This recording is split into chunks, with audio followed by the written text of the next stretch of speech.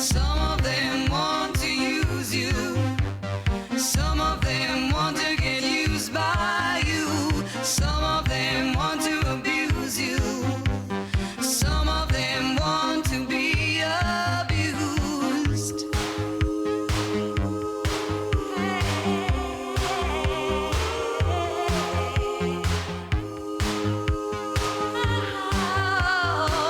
Sweet dreams are made of this. Who am I to disagree? I travel the world and the seven seas. Everybody's looking for something.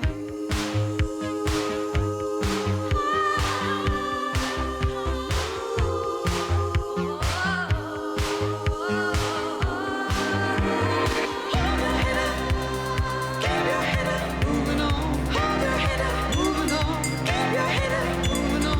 Hold your head up, moving on. Keep your head up, moving on. Hold your head up, moving on. Keep your head up.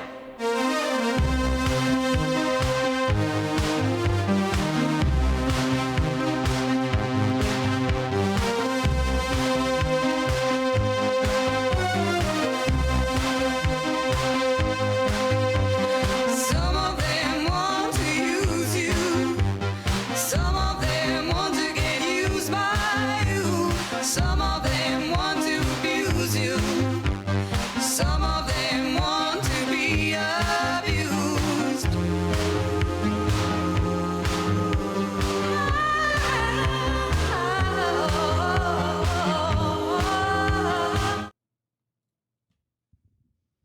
Hey everyone, welcome back. I saw someone in chat say the static. You mean from my audio?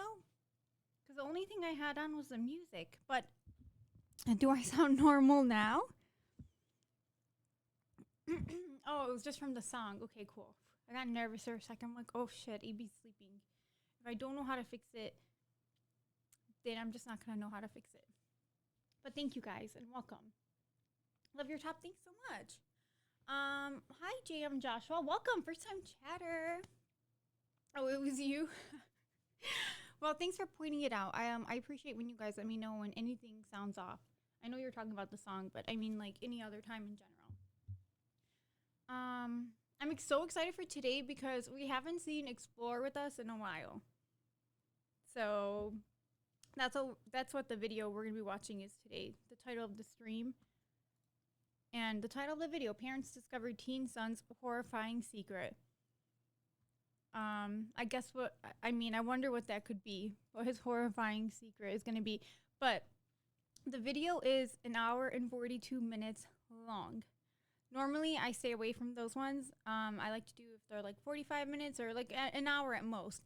Never 1 hour and 42 minutes. But this video was uploaded on their channel 2 weeks ago, and it has 12 million views. Oh, Kitty was watching this? Oh my god, what? I didn't know she's into true crime. That's awesome. So do you guys recommend it? Also, Cheese said, I think I saw it. Oh, it's nuts. Okay. Yeah, it must be. I mean, 12 million views in 2 weeks. Jesus. Can we get a fit check? Sure. I mean, it's just my top that's cute. My jeans are really bad. Christy, hi, thank you. Yes, what's up, crime people? Apparently, there's a lot of crime people out there. I mean, or at least true crime junkies, as they call them, because this video has 12 million views. I'm not over that yet. Hold on. Just a second.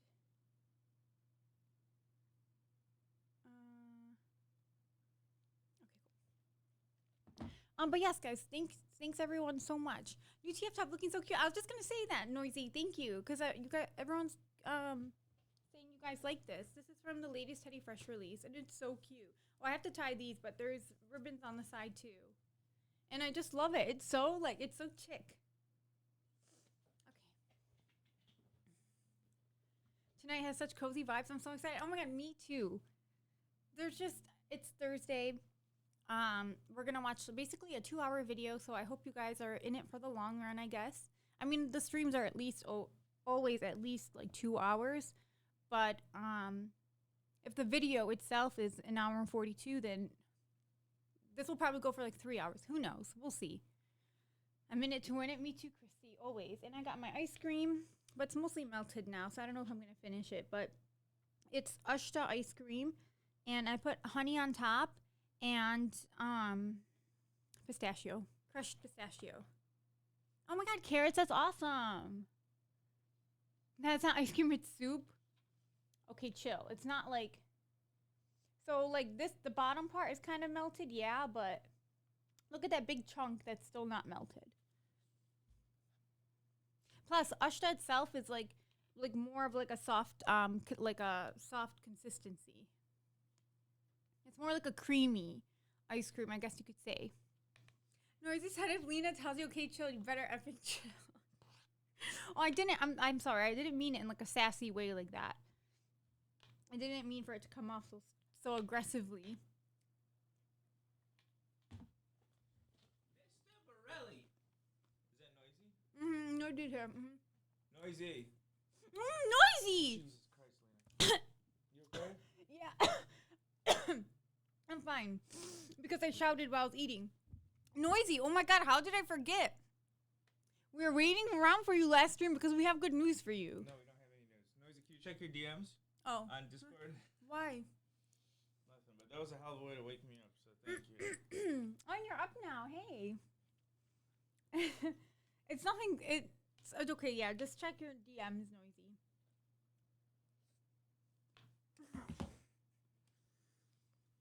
I wasn't choking. I think you can hear it if I'm choking. Bug Brand said we want to know, AB. Well, let's let Noisy find out first.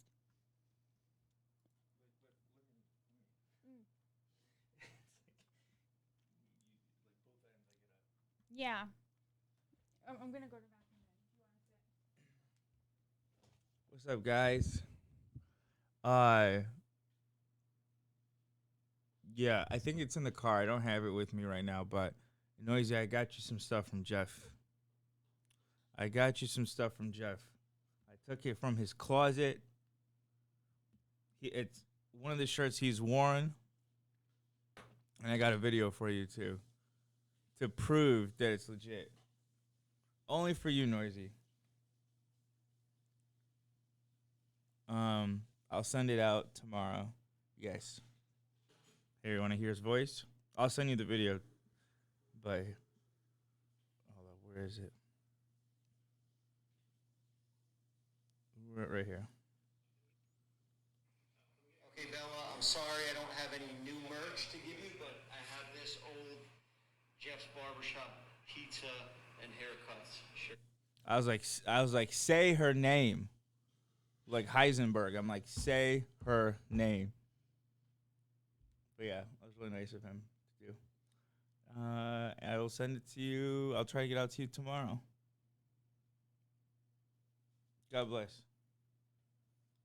Lena's here. I just woke up. I'm a little out of it.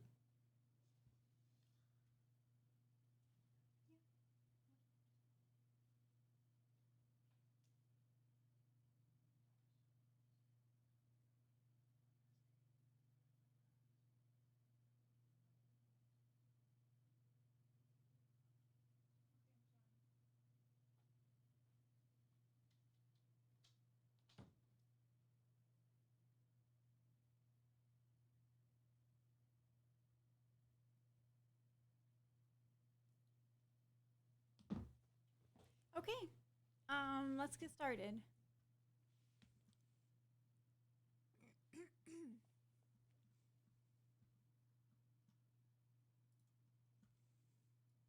This says parents discover teen son horrifying secret. And yes, Noisy, we love you. It's right here. Yeah, because there's an arm. There's an arm, there's another arm. We're off to already a great start. There's another one. Parents have some concerns of some stuff they may have found in your room? Yeah, I believe so. And what would it be? A human head and hands. It's not his head. It's not serious. 911 is John. What's the address emergency? Hi, there is an emergency. I found something in my son's closet wrapped in a plastic bag. Okay. You guys, he's a psycho. He is a psycho. I don't care. He is a psycho.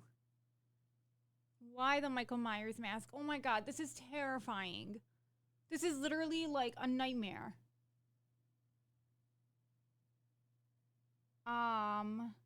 That just threw me off. Oh my God, if someone ever came after me in a Michael, like in real life came after me with the Michael Myers mask. Anyways, what I was going to say is, would you guys call the police on your kid if you walked into his room and you found a head and an arm? What was it? I, for one, I would. I think it's a Because he human needs serious help. It's a what? I think it's a human head. On March 1st, 2021, police at Grand Junction, Colorado received this chilling 911 call. A mother has just discovered a disturbing secret hidden within her son's closet. Even more terrifying, he's currently just outside the house while she makes this call for help. Why do you think it's that? Because it looks like it's all an ear. Is it all? God, Is that's it so bloody true, or? It's so true, Sasha. Even if it's your kid, you could be next. It's so true. Have you guys ever watched Killer Kids? Is it like anything like that? Can you just come? Do I have to take a picture and send it to you? What's the address? The dispatcher tries to get as much information as possible to make sense of this shocking call and give officers an idea of what they might be walking into. Is your son there now? He just pulled up. We wanted to make sure he was here before we called. How old is he? 19. He's had a little bit of a fascination with the morbid, but he was channeling it, I thought, into becoming a crime scene investigator, but not so much. Do you think he's going to be cooperative with us? I don't know. I don't think he'll be violent. Just came back from his friend's house. Does he have any Oh my weapons God, this mom sounds like an angel. in his room, or do you guys have any in the house? I don't know. I think that he has a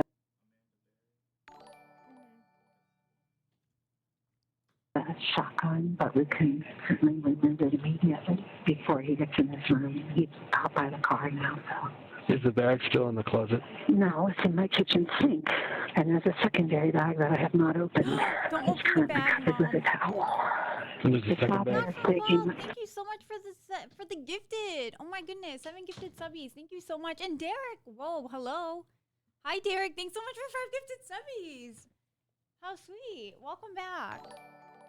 Yeah, there's a second bag that I'm I a don't little know what's quiet. in it. I I'll raise didn't it. open it. I'm sorry. Did he took the second bag out of the closet? I took the second bag out of the closet and put it in the sink. Where's Brian now? I think he's still outside. And you're in the backyard now? I am, yes, because I don't want him to hear me. Despite the horrifying nature of this call, police could not have anticipated the twisted tale of violence they were about to embark on. Nor did they have any idea just how shocking the motive behind the inexplicable horror would be. One day prior to responding to Oh my. I hope it's not something stupid. this harrowing Who incident, beheaded his the friend. emergency services had attended to a rather unusual call at 2 a.m. on Sunday, February 28, 2021. 19-year-old Brian Cohey Jr. is having a bad night. As officers arrive at the Blue Heron boat ramp, they can scarcely believe their eyes. The majority of the following footage has never been seen before. It's been analyzed by a qualified team, including a licensed professional counselor, a licensed clinical Again, psychologist, Dr. Fall and Derek Runs, both of you. A lot of people in chat are saying thank you for the subby. and a former detective, former licensed polygraph examiner, and former hostage negotiation commander and instructor. How do we call a tow for that? I don't know, because he'd have to get in the friggin' water. Yeah. I called Black's Towing. They want me to text them a photo of the car because they think they might be able to pull it out. Okay. So you're already in contact with them? Yeah, but I only have like 10% battery left on my phone, and now he wants me to text him a photo of the car, and I'm like, oh, good Lord. I can take one and text it to him for you if you'd like. Oh, that would be fantastic. Thank you. It's not every day that police officers see a car floating in the Colorado River. To try and make sense of what they're observing, the officers speak to Brian's mother. He is an inexperienced driver. Okay. Wait. Is this the mom that made the 911 call? And is she talking about, is that her son over here? The one who beheaded someone? On the angle, and he got out and What would you do if you and AB had a son who is a rascally little goober like this? Oh, I said I'll call the police. If he does something illegal, yeah, I'll call the police. I just looked out for a moment, and when he went to get I mean, back depends in, on the he wasn't situation. able because of the angle. But yes, if you beheaded someone, I'm calling the police. Pull it out, I don't know. So yeah, this is before the call. I think they said like 5 days before. He's right there. if you Okay, wanna we'll talk to him real quick. Sounds good. Officers decide it's best to get the story straight from the horse's mouth, and 19-year-old Brian has no choice but to own up to his mistake. Little do these officers know, there's a sinister secret lurking in the background of this crazy story. Is your son right here? Yep. Hey, partner, you want to come out and talk to me real quick? Sure, I Appreciate mean, it, man. I'm really cold. Is it okay if it's in here? Because That's fine. Pants because he is submerged. That's fine. I did not know that. No, please stay in the car. All right. Nobody else in the car? Nope. No, Okay. no, just us. I'm the father. That's the mother. And this is our son. He just called us 20 minutes ago and said, "Dad, I parked at the boat ramp and I messed up. I tried to get out of the car and it slid down." Well, you're not hurt, right? You're okay? No, just a little cold is all. Just beside your pride a little bit? And probably $7,000. Okay. All right, man. Do you have your ID with you, driver's license by any chance? Thankfully. What were you doing down here, bud? Well, I felt like I needed to get out, and I figured, why not park here and just relax a little bit? Relax and think. Okay. And I parked on the boat ramp, and I thought it would be easy to get I was out. wondering that too, Sad Boy. Like, they called the police for this?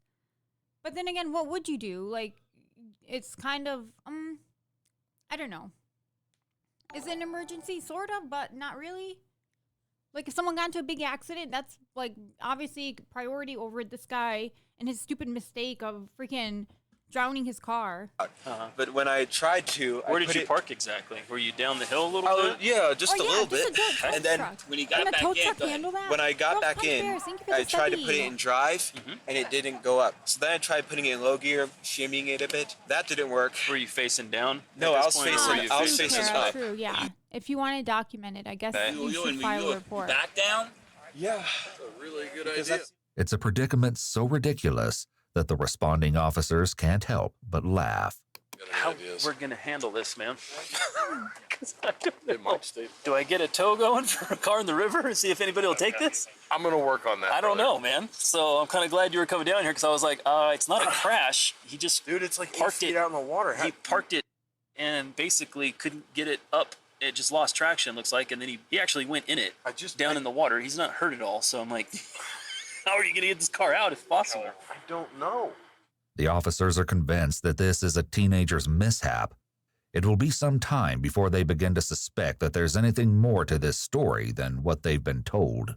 We're going to get some options for you here, man. I'm not sure exactly if we're going to see if we can go through the list if anybody's got some ideas on getting this car out of here or not. I don't know. I don't see a whole lot of cars that have put themselves in that situation, so we're going to see what we can do. And, I'm actually the owner of the life jacket program on the boat ramp here. Mm-hmm. I do all the life jackets in Grand Junction, Colorado. So it's like, oh my God, this is not. It happens. It happens.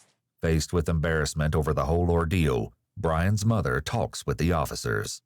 Yeah, we made him wait till he was almost 18 before he got his driver's license because we didn't want him having any accidents like they do when they're 16 and 17 and doing stupid things. But stupid usually doesn't have an age limit, I guess. Yeah. Not gonna lie, this is my first time too. Really? It's a new one for me. What is So in I've the never seen car? one of these. I just want to know, what is he hiding in there? Maybe the body, and then he's going to come back later tonight, get the body out, and then that's when he cuts off the head and the arm. Easy there, so it's a new one for me. On my website, backing up when people back up their boats, I see accidents when a truck goes accidentally in the water. Mm-hmm. Next thing you know, the boat and the truck's in the water. I lost him. Just let me know if he does. That way, if not, we can try and get hold of a tow truck and go from there. No, it's at an angle. It's heading upriver. It's facing upriver. Yeah. Yes, the front of it is facing upriver. Oh, damn it. I'm sorry. It keeps losing the call. Ah! And he's like, I don't want to get wet. I would say don't the have same, the proper- honestly. I haven't ever taken a self-defense class. Or Actually, clothing to go into the water and get wet. Yeah. Hey, Robert. Well, Thanks, you know, Jimmy. I was just talking to the patrolman, and they're suggesting that we just adjust this in daylight hours. That's why they make the big bucks. They're smart. Nobody wants to get in the water. I hear ya. At long last, the officers make contact with the towing company willing to come out to the river in the middle of the night and risk the frigid waters. With help on the way, they finish things up with the Cohees. Is the mom in it? No, You guys this wanna is his stay mom. warm? You're more than welcome to jump in that car and say where it's warm. Oh, you mean is she in on it? I'm sorry? Is he free to go? Maybe she knew something all along and then just never thought anything of it or didn't want to get help for him. I don't know. I want to believe she's a sweet lady. Well, I'm sure he'd like to go home and get warm. I'm sure you'd like to get some pants on. Yeah, right? Yeah, it's not a crash. It's Okay. a simple It's mistake. just a stupid act. So, Okay. All right. I'm going to take him home then, and then we'll come back here and figure out what's what with the tow truck driver. Terry and Brian Sr. take Brian home, but they soon return without their son to the boat ramp. Why Nearly did they an have hour pants later, on? the tow Because they got wet. When he was getting out of the car and then back to the ground. company is making progress. But as the car nears the shore, the officers make a disconcerting discovery. Hey, quick Toe. question for They you. find a toe. So the back bumper, I don't know, you can probably see it from here. It's a lot of red on the back of that, dripping down it all a little bit. But underneath the license plate, a little area right there. Okay. A lot of red, which means looks like blood. Where is this taking place? On the Colorado River. I don't know if did your son hurt himself on his way out at all? He might have, he just didn't know it. I don't know. That's why I'm asking. It's a good question. He's at home. He's to make sure he's not got a cut or He just said he's going to bed. something out on him somewhere that he's not aware of. Maybe because his adrenaline was a little high. Wait, Maybe just he have him do left- like a where'd the kid self-check. go? Make sure he's okay. Hello? Brian, are you okay? They see blood on the back bumper of the vehicle. Really? Yeah, did you get hurt? No. What? Are you sure you Oh don't my have God, any you should have injuries? said yeah, Brian. You should No, have said I'm yeah. fine. There's blood on it? What- We're not sure. We're not It's sure. It's a red, something red It- underneath the license plate. similar blood stain. Oh, no. All right, but you're not injured. You don't have any cuts. No, I don't know what would cause blood or whatever it is on the bumper. Top, you're done. But you're not That's injured. it. It's over for him. And he's saying if he just said he got cut, maybe the police would have just, went about their night and left. But now they have to investigate.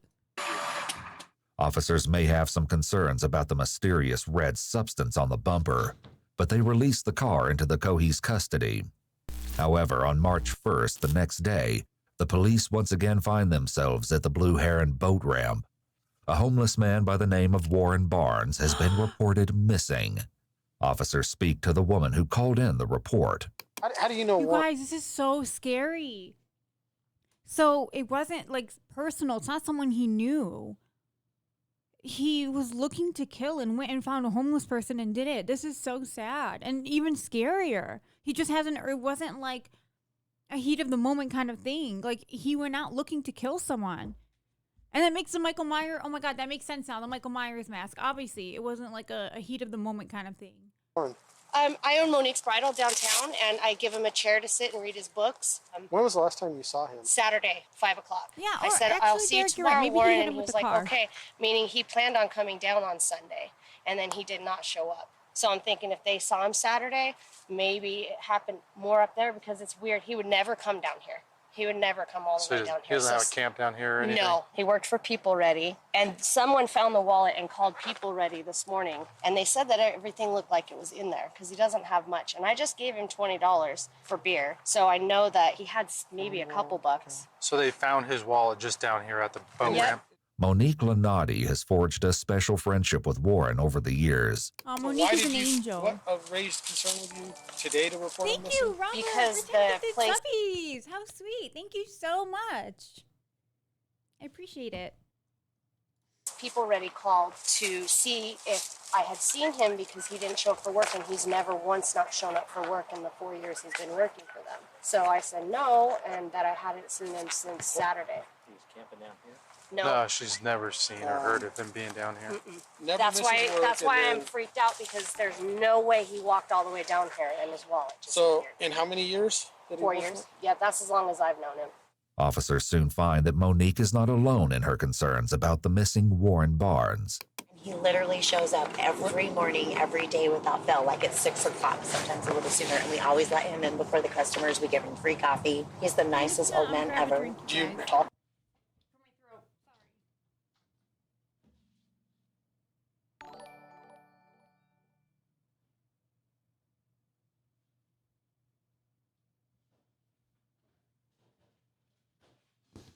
Do you guys remember that video we were watching of the one of me pretending to be like a hockey ass driver and merging? People are legitimately pissed about that fucking video. They're ripping my ass on Reddit. Pretending? Yeah, well, I think it was more of what I was. I mean, because I do that. I merge like that, like every day in that specific spot, if I'm being honest. But like with what me and Lena were saying, like Lena isn't like alpha, beta while we're doing that. Yeah, the one in the rain. I was telling Lena, I go, we should, since we take this path like every day, we should make one every fucking day. Just an update. I did see that, Sasha. I think that's the post that everyone's mad about. No, ours, Avery. Avery, what would you do if you found a decapitated head in your son's closet? You know, it'd be like when I found out that my cousin Tim has a burger wall. A burger wall. Booger! And I would confront him. Teach him soccer.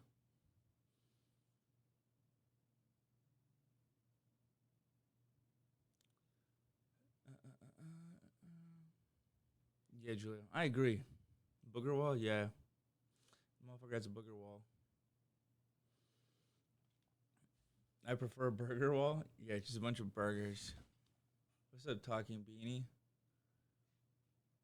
It's a very awkward position that I'm standing in because I'm trying to get in her shot. A whole wall of burgers, yeah. Oh, my back hurts, guys. I don't know. I think because we slept on the couch the other night. What you got? Carrot cake. A carrota. Okay, Lena's back. Mic is low. Is it better now?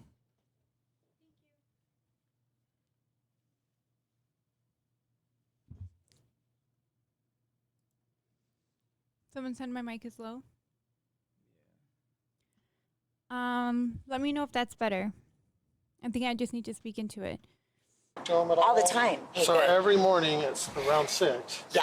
Without fail. Without fail. And he's the nicest guy ever. Thank you, Rough Margaret. looking, but he is the nicest guy. Monique gives officers a photograph of Warren in the hopes that it'll help with their search. So that's the only picture you have of him. That's the only one I have, and that's from June of 2019, so he's a little bit thinner. Okay.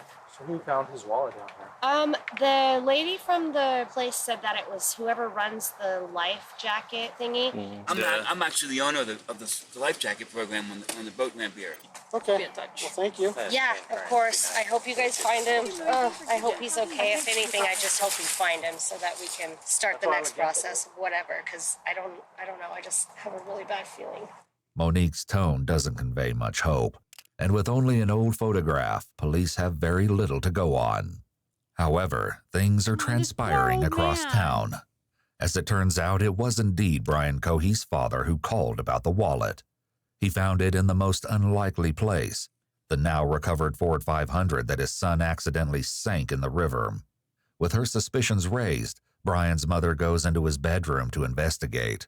It's March 1st, 2021, the day after the car incident at the boat ramp, and Terry Cohey is about to make a horrifying discovery as she opens her son's closet. I think it's a human head. It's a what? I think it's a human head. Why do you think it's that? Because it looks like it's on ear. Shocked and terrified by what she's found in her son's closet, Terry Cohey nonetheless has the presence of mind to keep Brian in the dark while she gets police to her address. Deputies from the Mesa County Sheriff's Office arrive at Brian's address, wisely leaving their sirens off as they approach. This could have frightened the young suspect, and it's important to keep him calm for the initial interaction. What's going on, man?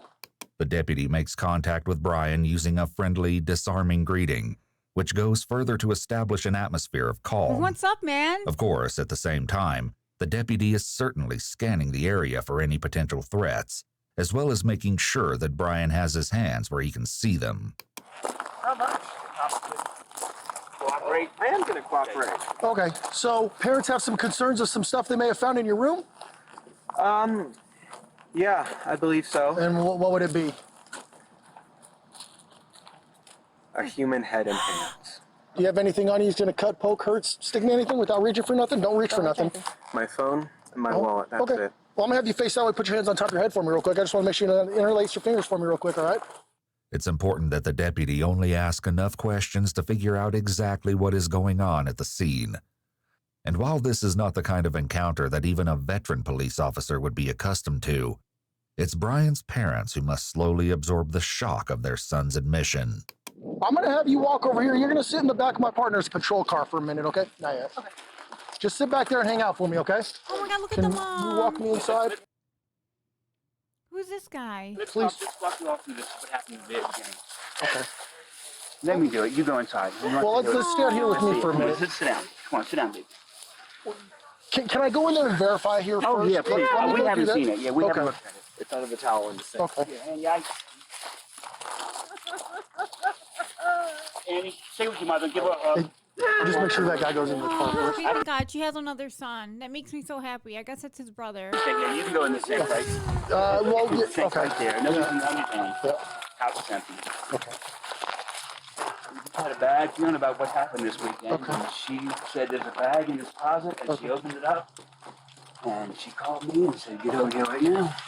The deputy correctly asks for permission to enter the house so that he can confirm the grim contents of the kitchen sink. I covered it with a towel. Okay. So I didn't want him to see it because we didn't want him to run. I don't want to look at it. Obviously, they won't show it on this. Okay. Oh my God. Yep. Just sit back there and hang out for me, okay? How are you? I'm good, sir. How are you? You said your name's Brian? Yeah. I'm not feeling too well. You're not feeling too well? All right. No, these past few days I've been very, very anxious. That's Sorry, understandable. but that's so what we're not gonna gonna have you cut do it. here is I'm just gonna have you sit in the back here, okay? I feel I'm gonna turn on the air for you in a second. and I don't go and cut someone's head off. That way you're not too hot. Are you a hot-blooded or cold-blooded kind of guy? I am very cold-blooded. I prefer cold. Well, no, actually, sorry, hot-blooded. Hot-blooded. So you prefer the cold? Okay, fantastic. All right. So hop in here. I know you're tall, so it's a little bit of a tight squeeze, but like I said, I'll get that air on for you. Sorry about that. It's all right. Our induction's been quite violent lately. The officer has no response to this observation. How you holding up, Brian? Okay. A bit thirsty? You guys have any water in your home? I can't make any guarantees we're going to be able to go in and get some, but I will get some water to you as soon as I can, okay? All right, Brian. We're headed to the sheriff's office, and your family's going to go with us, okay? She also doesn't respond on the way to the sheriff's office when Brian casually makes another chilling remark. It's under this bridge. Okay, Brian. Oh, she can't ask? Like, she can't really talk to him about it? Thank you. No problem, sir. So walk with me. We're going to walk right this way, okay? You're fine with me not being in cuffs. I'm fine with you not being cuffs. Okay, thank you. All right, Brian. Open this door Why for me, though? please. Why doesn't she have him cuffed? Just walk forward for me, Brian. Oh, I should have a mask. You're okay. Don't worry about it, okay? Keep on walking. You guys, he's even kind of walking like Michael Myers. Keep going. Take another left. Right? Hard left. Right here. Right here. Sorry. All right. So have a Because he's seat. white? Because he's a psychopath. I think that's why he's behaving so oddly. It's just abnormal. And we'll be with you in a moment, okay? Thanks, Brian. With Brian situated in the interrogation room, Investigators speak with his parents to find out what happened that harrowing morning. Oh, Terry's still crying. Terry breaks my heart.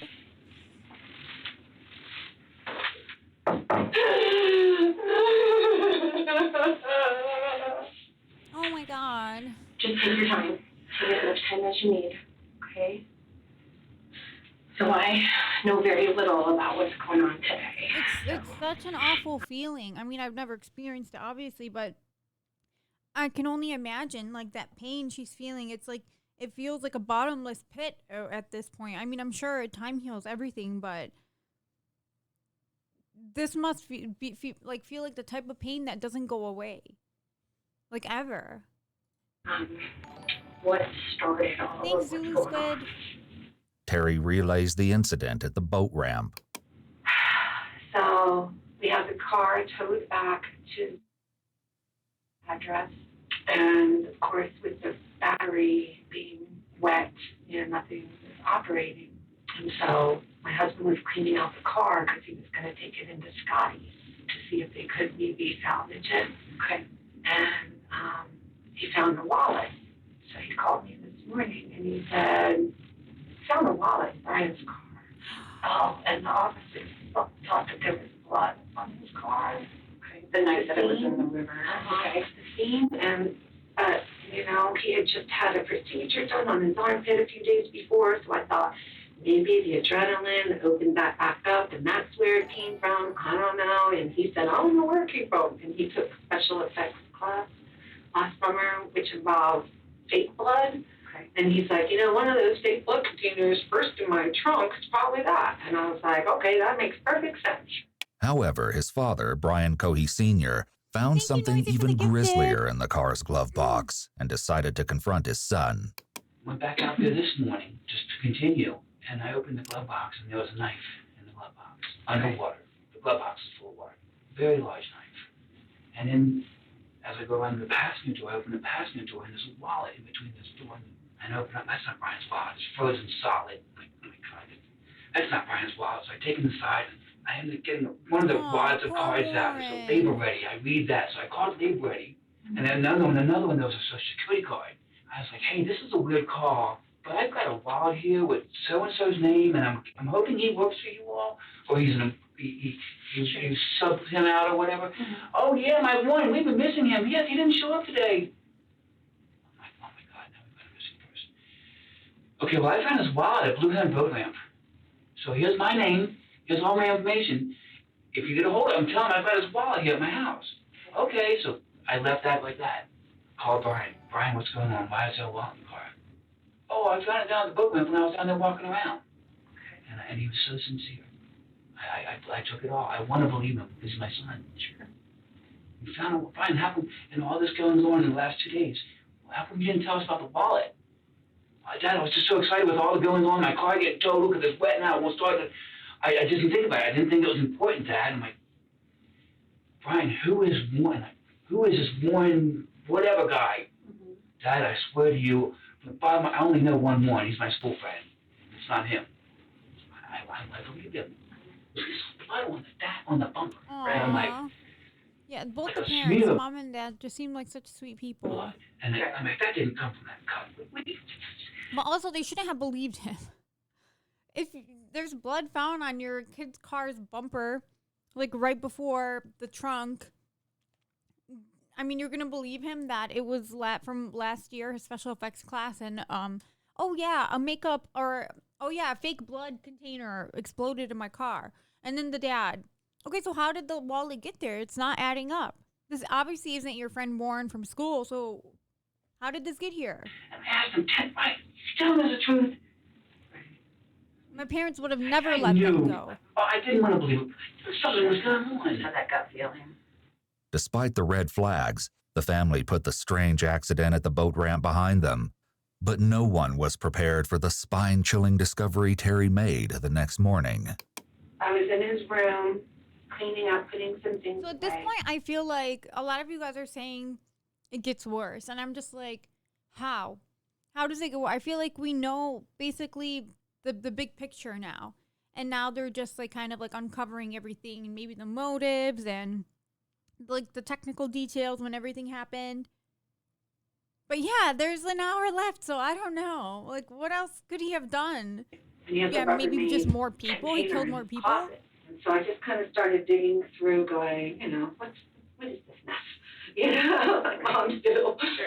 And I saw a plastic bag, a white plastic trash bag. And I was like, what in the world does he have in here? And I picked it up, and it was heavy. And I held it in my hands, and I was like, what in the world is this? What in the world? Is it like maggots covering something? Or I don't know. I better take it in the sink. So I carried it out to the sink, and it was double bagged. So I ripped open one bag, and I saw old blood. Okay. And I went,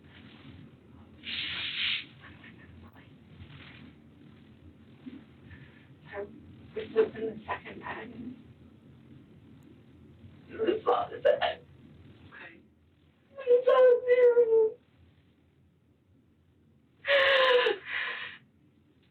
Oh, Terry, how could your son put her through this?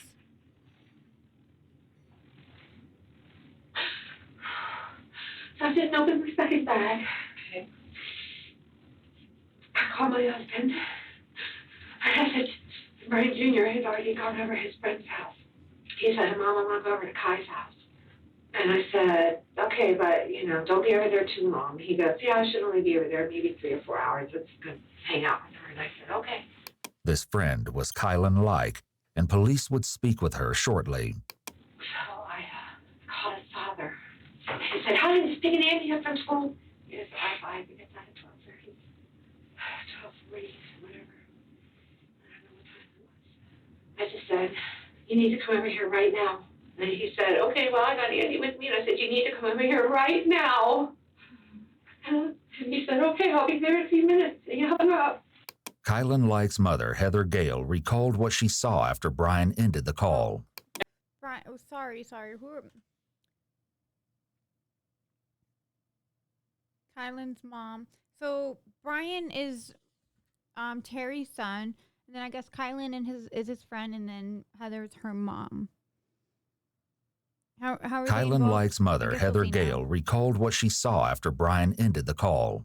And my only memory of that was the way he peeled out of the driveway. I actually have a picture somewhere on my phone of the marks when he left to go because his brother called him, I guess, and said, I need my car back. We know, of course, that this was a ruse on the part of Brian's parents to get him back to the house after their horrifying discovery. Brian, my husband, was already there by that point, and he put a towel over top of his. Oh my God. So we hatched a plan to call Brian. Yes, Robert, the parents are not involved, to our knowledge, and I don't think they will be at all. Look at this poor mother. She hasn't stopped crying since she discovered the head. And just as she pulled up, I called him. Kylan is such a confusing name. I know. I keep tripping up on it, Christine. I don't like it. Dad, you ever feel like the day's going to change? Why? You start Why saying Kylan? things We get like Kaylin or Kylie. Yeah, it's just being really vague. Me and Andy was sitting there, and Mom was on the phone over there talking to 911. That's why. That's why it's tough. It's like two names, but in one. You're right, Noisy. Kyle and Lynn. Kyle Lynn. Forever. Kyle As his parents continued to speak with the detectives, investigators Pete Berg and Lisa Norcross joined Brian in his room. Over the next 2 hours, they will hear a shocking story of blood-curdling evil. And before the interview is over, they will even learn the dreadful truth about Brian's ill-fated trip to the boat ramp. Oh, thank you. I know, I can't. I shouldn't keep coming back to this, but like even his stature is like, is that what they call it? Like his figure is kind of like Michael Myers coded. Like just like tall, I don't know, no, not posture. I guess posture even, but the way he was walking was definitely like Michael Myers. Like if he was to wear his Michael Myers mask right now, I would think it's real. Well, this is Lisa. Hi, how are you? Okay, Good day. Never really good. Okay. Trade me seats? Sure. Ooh, there's a special chair. Oh, thank you, Toffee. Is that really what it is? His aura. Yeah, his aura. No, the special chair because it's softer. I'm old. Brian is as cooperative and pleasant with the investigators as he was with the deputy who escorted him to the sheriff's office, but his nervous shaking and insatiable thirst indicate he is perhaps not as calm as he's trying to appear. The question is whether he's anxious about his fate or excited about his moment in the spotlight. One thing to yeah, I'm not saying anything about his behavior or anything, but just some keep in mind is that according to his mother, like your build. Brian is diagnosed. Yeah, that's what I meant. Like his build, his physique. Can you say physique too? Diagnosed with ADHD and autism, and leg shaking can be a normal, stimulating behavior for people with these diagnoses.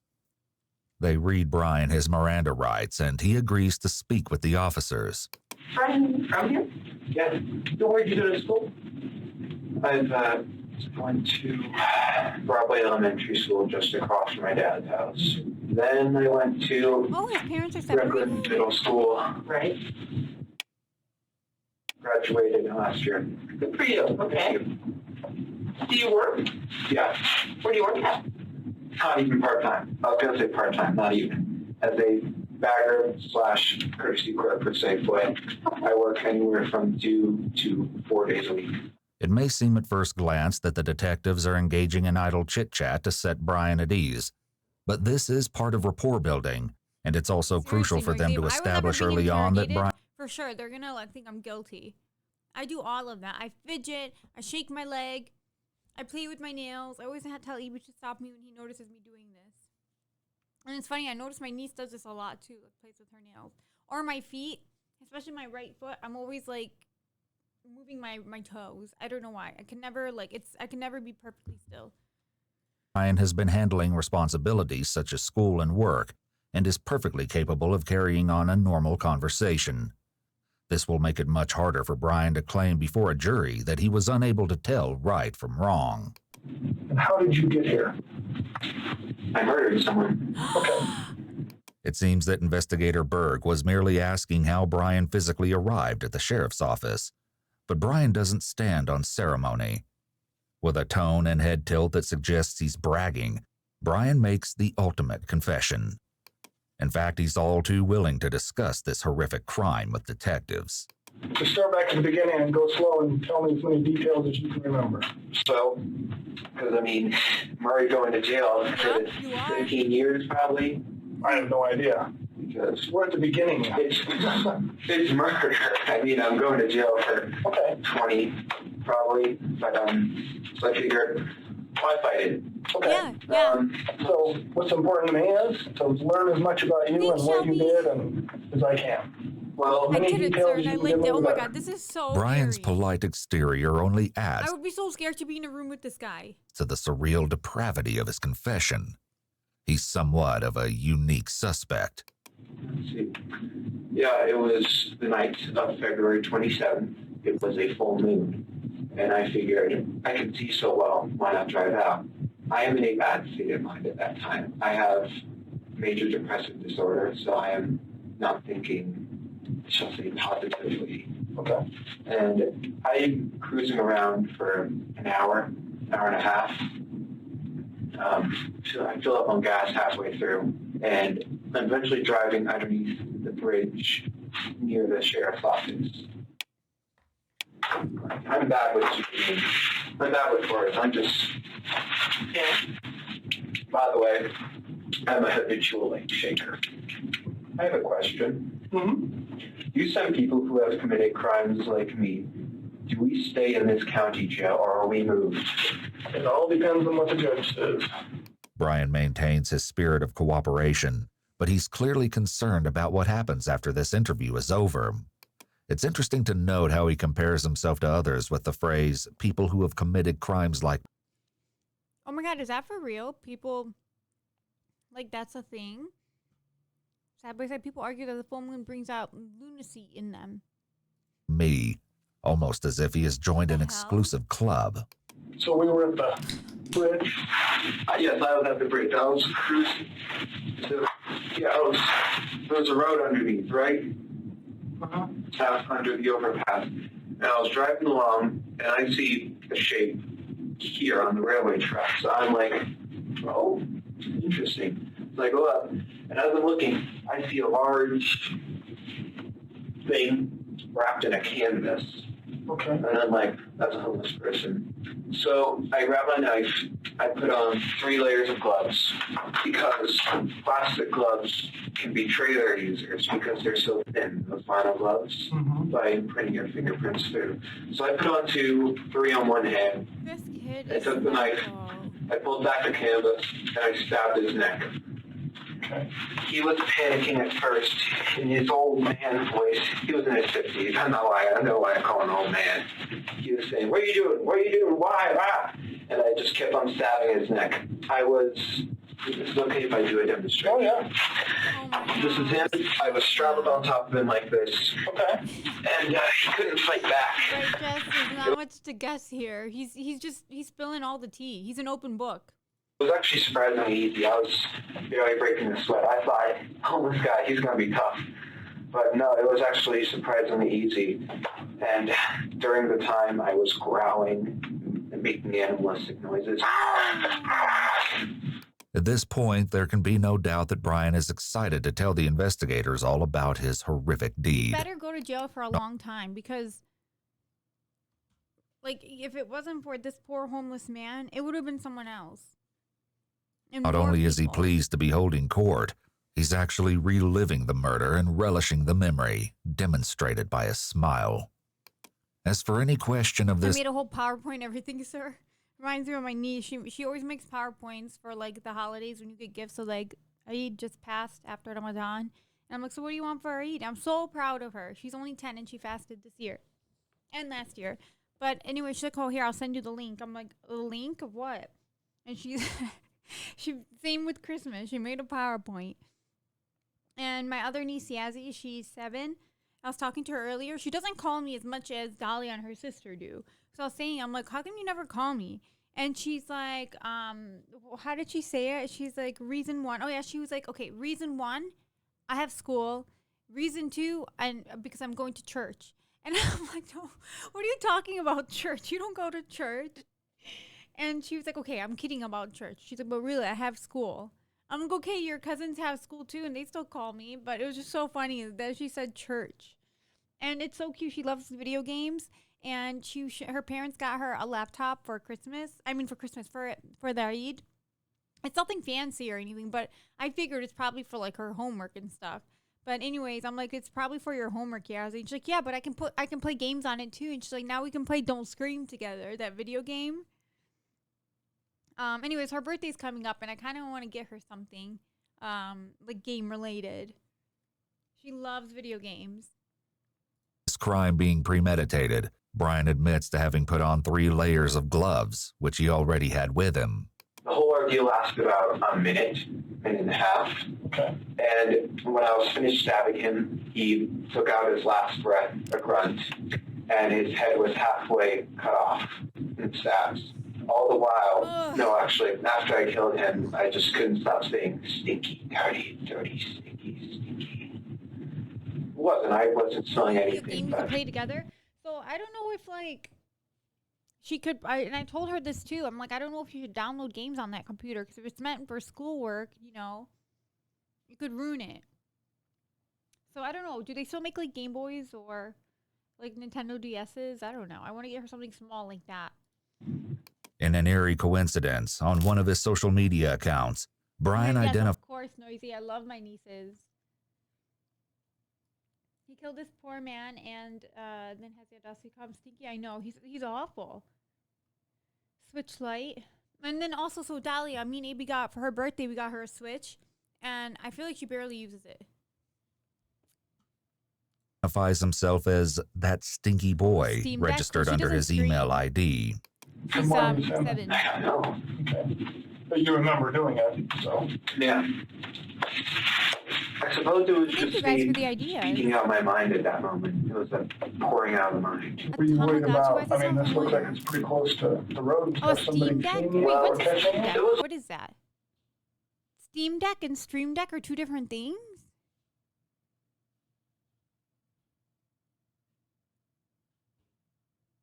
You can buy her an experience instead, like riding a horse. Oh my God, that would be so cute too. So initially she asked me for slime. And I'm like, I don't want to give you slime for your birthday, just something you're going to play with the day of and then that's it. But that could be cute too, but there's not really anything in Michigan like that. Or that I would know of. Like fun experiences for her. Oh, a Steam Deck is like a Switch that can play PC games? What? A Steam Deck is a what is it? What are you guys all talking about? Steam Deck is an optimal experience for kids? It's a handheld PC for what? Oh my God. Oh, Avery, I didn't know that.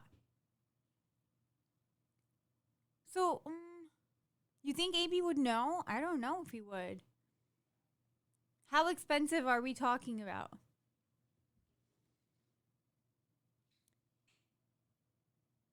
AB definitely would. Let's see. AB would definitely know about it.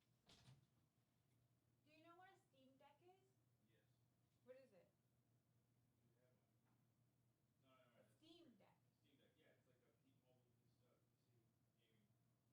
Huh. He does know. He does know. Oh my God, 400 to 600? Okay, never mind. She's 7. We're not there yet. We're not there yet. Maybe a 3DS. 11 p.m. So not many were driving by. Well, it was behind the pillar. So like here's the road. It was here. So people would only see a brief thing here and here. So were you worried about them seeing you? I was worried about one of them stopping. What did you think could happen if somebody... Well, if they looked, well, it was quite dark under there, so they wouldn't have seen the guy unless they looked. They would have seen me holding a bloody 12-inch knife, wearing gloves, and wearing a mask to conceal my identity. I feel like that would be good because I feel like that's something she'd actually take care of and like always use. What is Nintendogs? I mean, nephew, my old 3DS Pokemon Moon for his B-Day. He loves it. It doesn't need to be expensive, just meaningful. Aw, yeah, that's true. That's such a good gift. I wish I still had like my old Game Boys and stuff.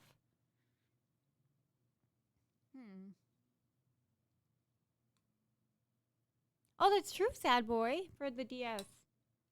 I'll have to see, but yeah, I kind of... Oh, Nintendogs is a class. It's a game for the DS. Cool, thank you guys. You guys know about everything, always. Thanks, Tony. She's too young for a concert. There's just so much involved with... I mean, no, I feel like that's something she would have fun at, but there's more involved, like who's going to take her, blah, blah, blah, so... So you weren't doing it for COVID, you were doing it to hide your face? Partially. Social distancing. Yeah, but no one stopped. And I'm just like, proves the bystander effect. His laughter and offhand comments speak to his mindset, which is that nothing is wrong. Brian mentions the bystander effect here, which is the idea that the more people there are watching a crime, the less likely that anyone will stand up and do anything about it. There are a few different reasons behind this, but we know that it often occurs because people may be afraid that You mean like if I get her the Switch? they'll be judged by the rest of the crowd if they step in first to do something. Ultimately, people are social creatures, and the vast majority of people chose to do whatever the rest of the crowd does. It's a rare person that steps forward alone. I noticed you got a cut on your hand. Is that from... Oh, that was when I was doing gas, when I filled up. What happened was, because I don't want to be seen in a gas station with a knife poking out of my pocket, I put it in the car on the back seat floor. When I'm done with it, I try and grab it, but my hand slips and grabs the blade, and as I pick it up, it slices these 2 fingers. Oh, you're so sweet, Jess. You don't have to do that. And then, let's see. Yeah. And then after that, I stripped his clothes. Is that what you have? Do you have a Cricut machine? I cut open his belly to see his guts. They're really pink. Sorry, that was morbid. Oh, 2 machines? One of the oh my exceptional God. aspects of Brian's Wait, what's like the coolest thing you ever made? On one. confession is the level of detail he provides. Right? Together with his casual commentary and jokes, These details convey to investigators that Brian is being fully truthful about what he did. It's also worth noting that morbid humor has long been one of Brian's trademarks. What about other kids in the neighborhood or on the bus? He didn't really, he had a couple of friends that he's had since elementary, but he had a morbid sense of humor and would make jokes and I'd say, Brian, that is not funny. He'd go, yeah, it is, Mom. You just don't get my sense of humor. In an interview with prosecutors, Kylan Like, oh, I missed a real shoot. Okay, yeah, I have to go back. I'm sorry. So many things going on at once. That was funny though. Joseph said, I love the whole video game combo happening in the midst of this confession. I'll have to go back. Let me see this, what Avery said.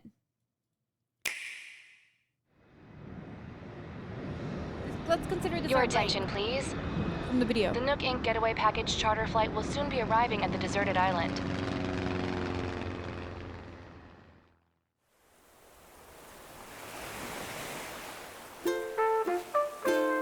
And you know what? She loves like Roblox, so I think she would like this game too.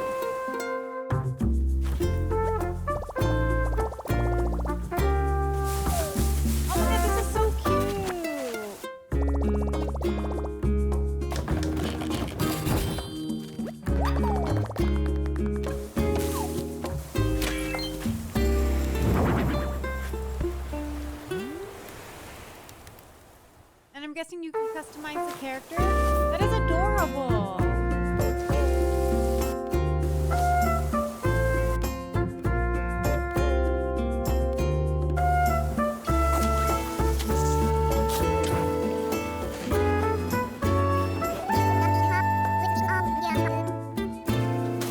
This sounds just so like relaxing.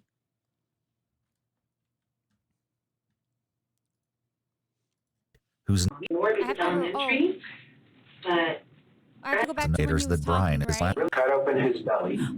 Oh my God! Let's see, fingers. Okay. And then let's see, yeah.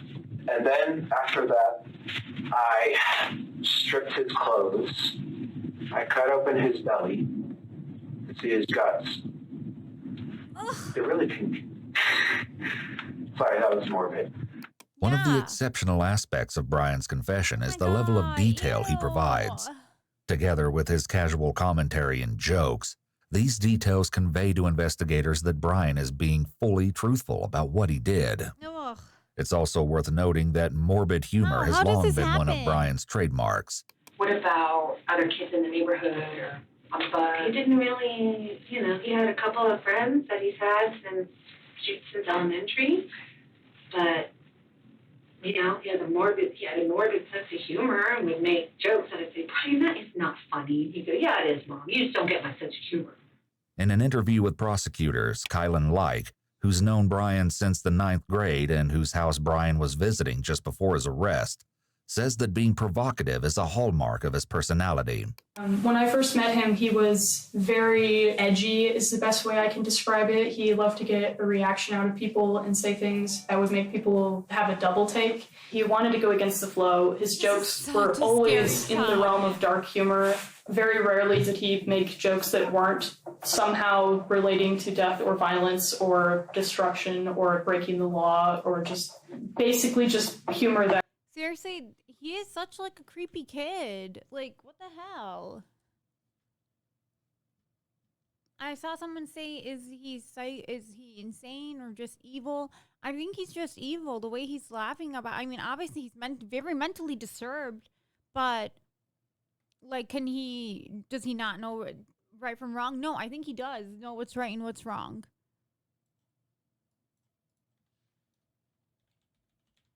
It's awful.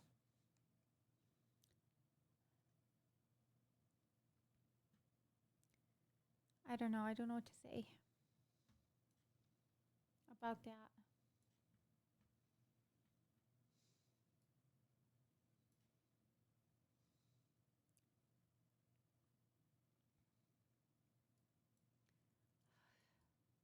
I don't know. What? Tonight will be the night? What night?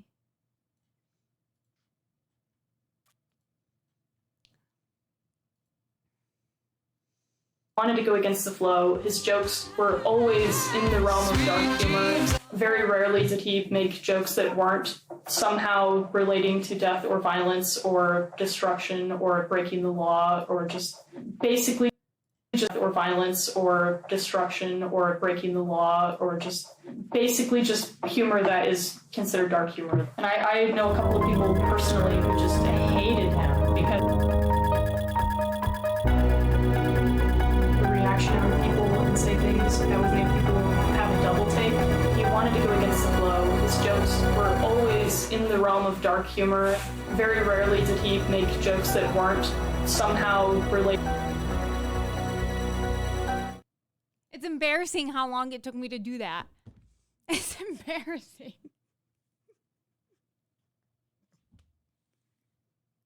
Ever since I first paused it, that's when I started trying. I pulled up the Spotify and I was trying to do it. Close enough. And then I hit play and it played that song, Sweet Dreams.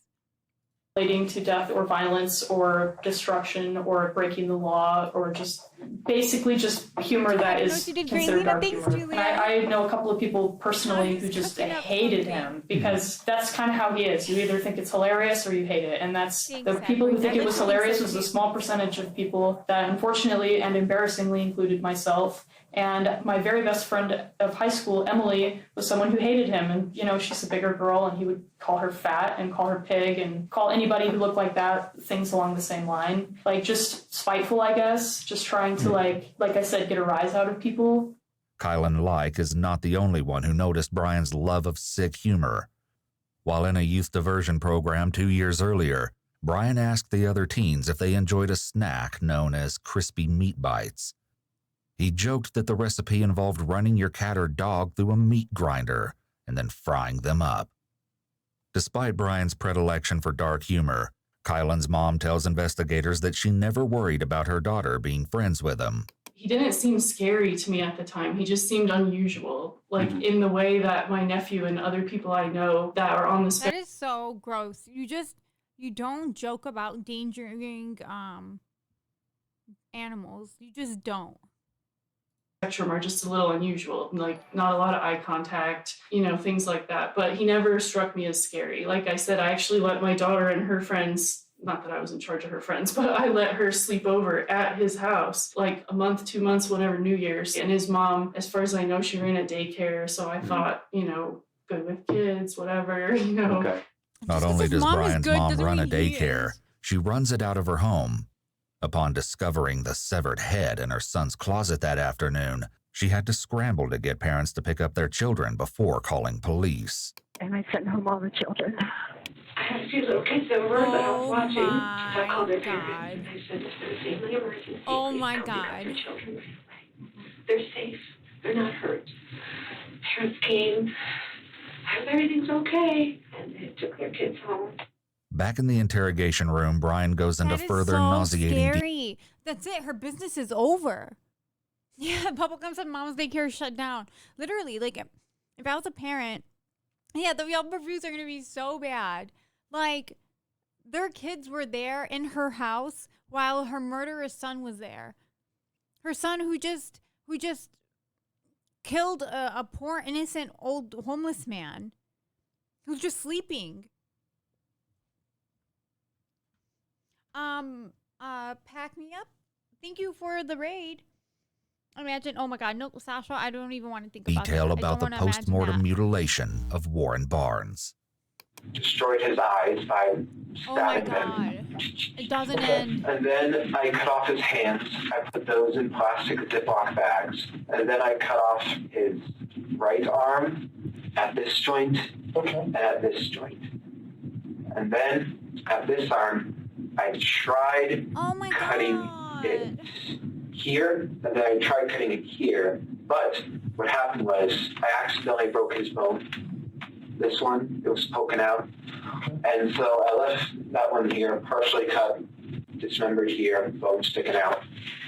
And then I left his body there. And then I took the head, put it in a leftover pizza box from to dinner a few nights ago. He definitely would have continued if he wasn't caught. He thinks this is too normal for sure. That's what I'm saying too. And if it didn't happen with this old man, it's only a matter of time it would have happened to someone else. Maybe one of the daycare kids.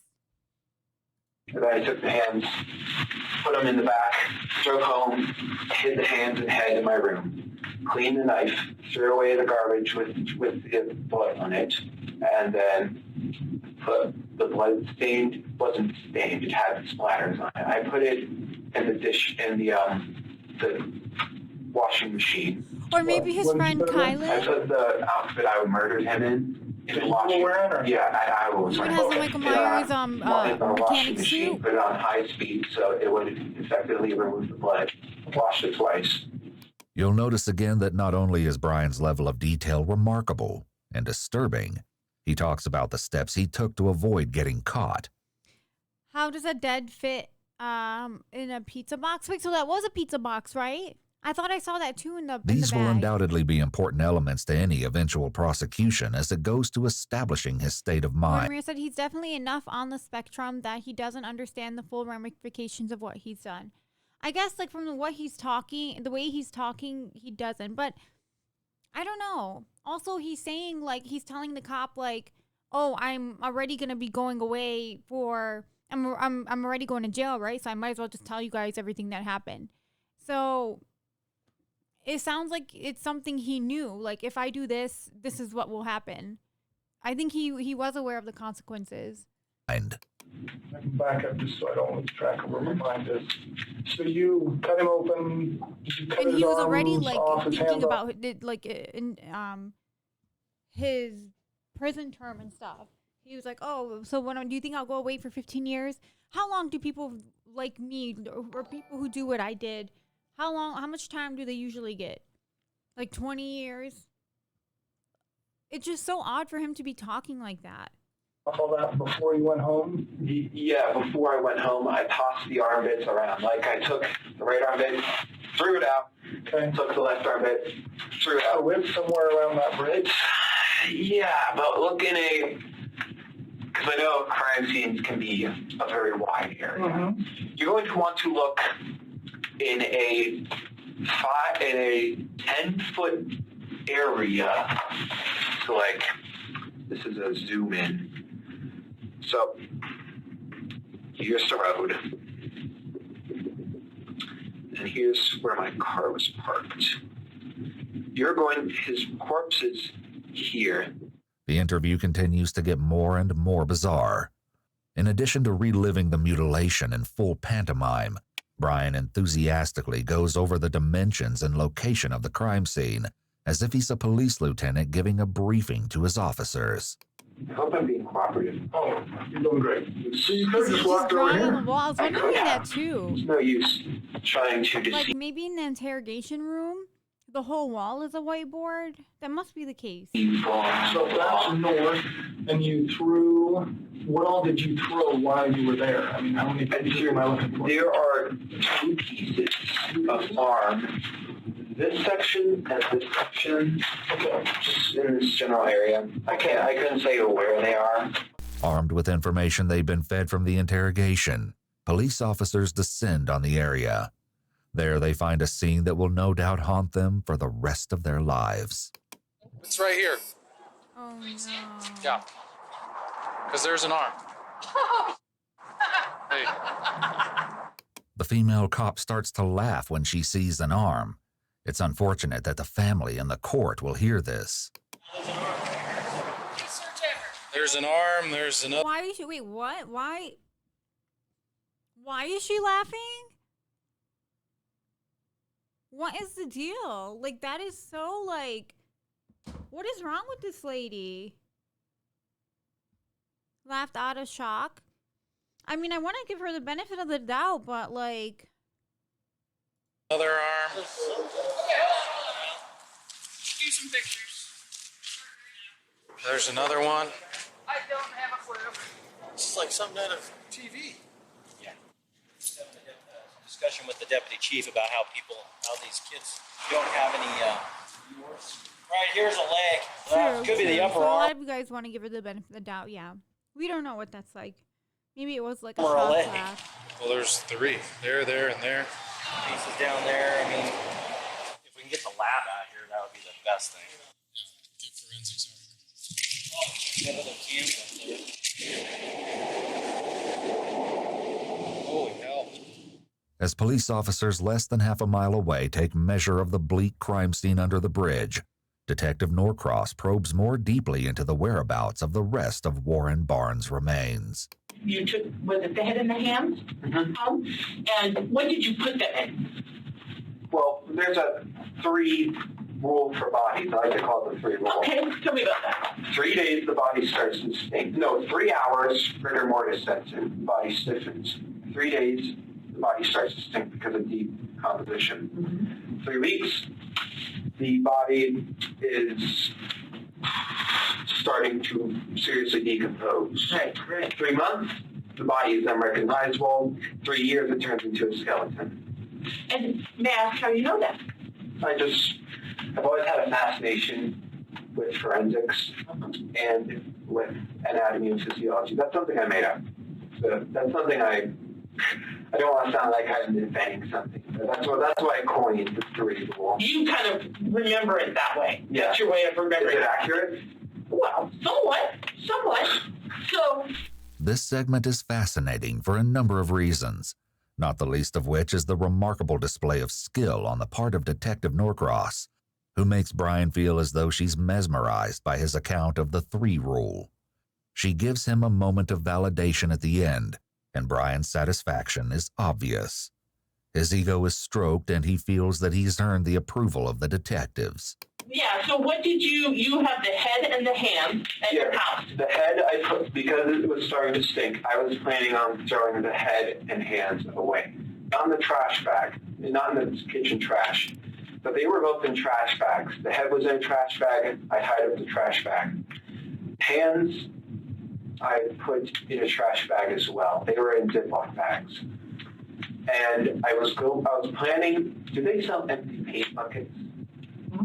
I was planning to buy an empty paint bucket, put the head in it, seal it, and then I was going to throw it off in some dish. Okay. The hands I would throw in a different spot, wherever. I'm sorry, I just want to make sure I have it right. The head is inside of a trash bag. It was. Well, where is it now? In the kitchen sink. My parents searched through my room and they found the head and hands. Okay, and so are the head and the hands in the kitchen sink now? Last time I checked. Okay, so they're in the kitchen sink now because your parents put them there. But they were in my closet. As of now, investigators have only found a head, hands, and several pieces of arm. That leaves the mystery of where the rest of Warren Barnes is. What exact kind of trash bag? White. White, like a kitchen one, or what? Like a kitchen. Okay, white kitchen. That you put in a trash can. Yeah. And then what about the hands? They were inside Ziplocs, you said. Both in the same. Both in a different trash bag. Okay, the white kitchen trash bag. Yes. But now they're in the kitchen sink. Yes. And you talked about cutting. I used to be a meat cutter. I know it's not easy just to cut off hands. Oh yeah, it was with the knife. I was just. So did you practice on anything else? No. Or how did you know how to do it? No, I just went along as a process. The bones, I just pressed the blade down and went. Sever them at the ligaments. Okay. And how hard was it to do that? To get them actually? Not particularly hard. I was just more frustrated that I broke this bone. At least. So if you hadn't got frustrated, what was your? I mean, it sounds like what you did. At least Warren was like dead when he was being all chopped up like that. I mean, he's still like violently and aggressively murdered. He was being stabbed at the neck and like shouting like who are you? I didn't do anything. What are you doing? And this freaking psycho was making like animal noises at him while stabbing him. But at least like while he was being chopped up, he was dead. We know. Did you have a different plan? The original. Because I always wanted to know what it felt like. Still an hour left of this video. Like, what more could they tell us? So why did you stop? Where did you stop? Because the arms were just, that's it. And that's all I wanted to know was like cutting off a limb. And I'm just like, okay. Again, the mind reels when confronted with the nonchalant attitude Brian has toward discussing the murder and dismemberment of a human being. And you said you studied criminology and forensics and all that? Not college study or school study. It's like a passing interest. I understand. But what were you worried about, like leaving evidence behind or being caught? Totally. So tell me about that and what you did. Well, I was figuring the police don't. This is not to be taken offense, but police, they don't seem to care as much about high-risk individuals, homeless people, prostitutes, etc. So I was deliberately looking for someone who lived that type of life. Okay. And I found a homeless person, and the original goal was just leave him there. But I was worried about the fibers on the outfit I was wearing that would be on his clothes and stuff. So I deliberately messed up the clothes. This is an outstanding amount of premeditation for a youth offender. It's a shocking amount for anyone, but particularly because of his age. His executive functioning is years from being developed, and yet he's thought so much of this through. It's chilling to think what he may have been capable of had he not been caught. Brian remains engaged, casual, and even jovial as he describes his mindset on the night of the murder. His detailed concerns about getting caught will make it very difficult for his lawyers to mount an effective insanity defense. According to Kylan Like's mother, Heather Gale, this isn't the first time that Brian talked about choosing a victim on the outskirts of society. Anything else things you've heard from Kylan come to mind? She told me that he had mentioned that he was going to kill a homeless person because nobody would miss them and he could get away with it. He said it? Yeah. He said he would do it? But I mean, like, how? How do you, like, okay, let's say that happened. Is there any way to stop it? Like, who do you tell? I mean, I guess maybe you could tell his parents. Oh, I don't know.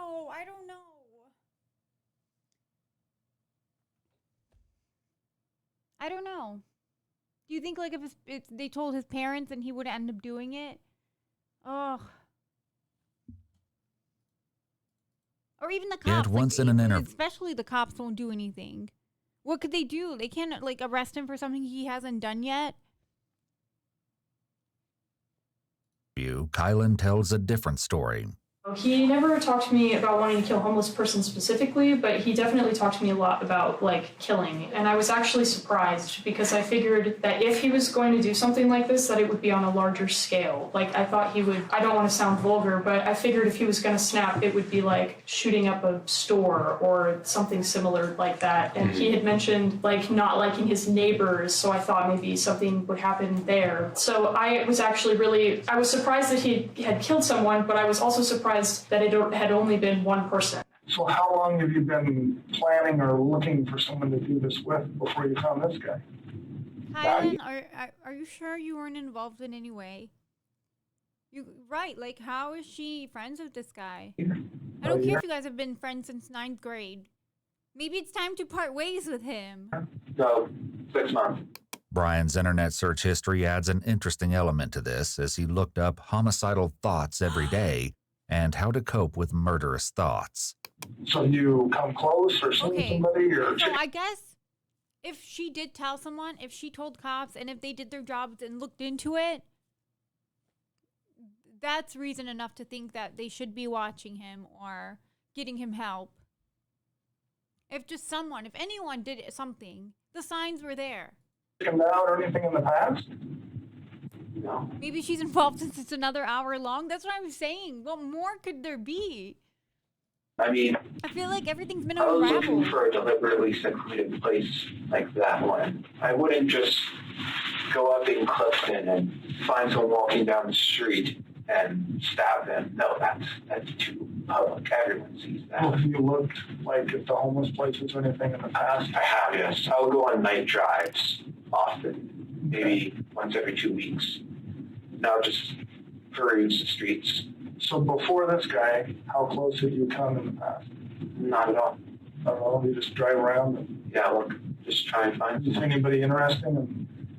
No. In your mind thought of a plan? Well, occasionally when you see girls walking down the street, I take a glance at them because it really is like Ed Kemper, where half of me says, well, I'm quite inept with women. I'm being honest, I'm no Casanova. But half of me says, I want to take that girl home and make her feel nice. And the other half of me, it's just like what Ed said, is I want to see what her head looks like on a stick.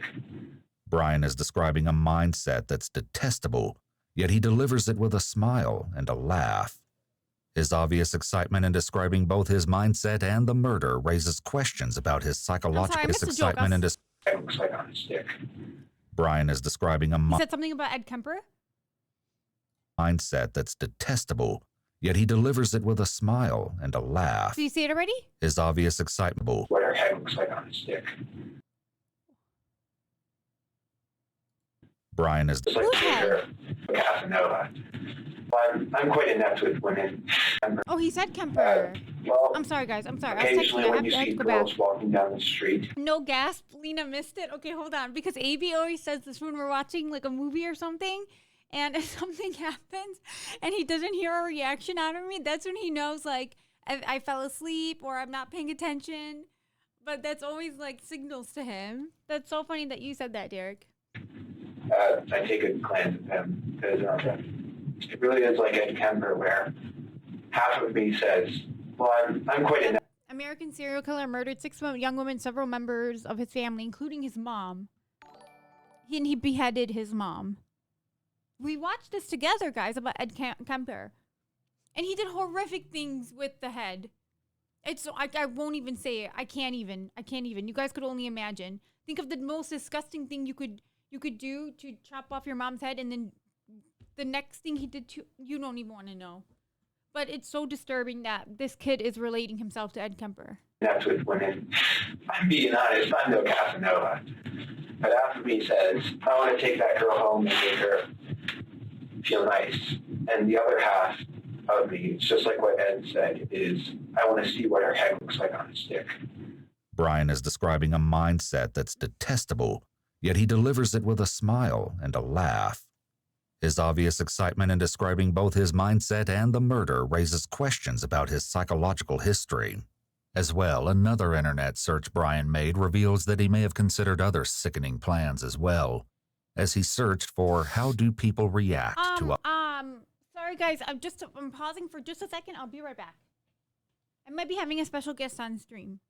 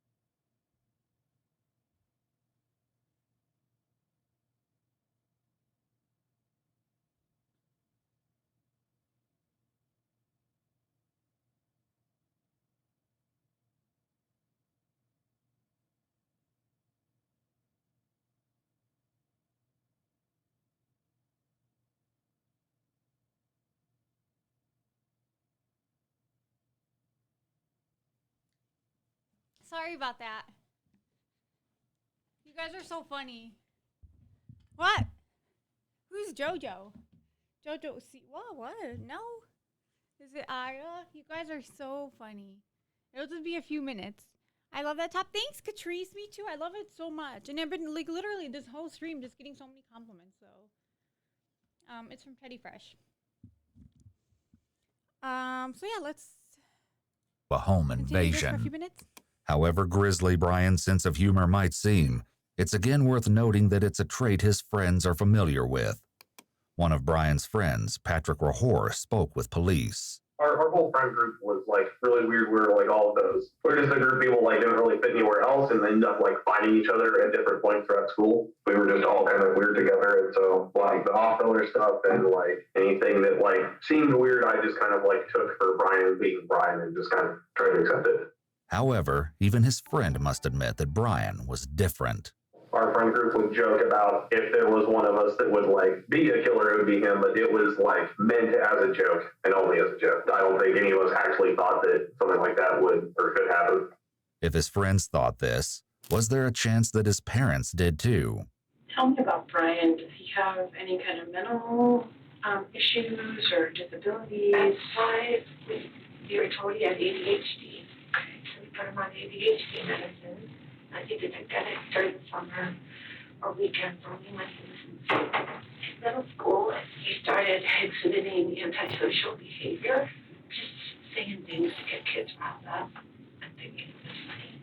And then when he switched to Fruita High School, he did okay in 9th grade, 10th grade. He got in a lot of trouble, a lot of behavior issues.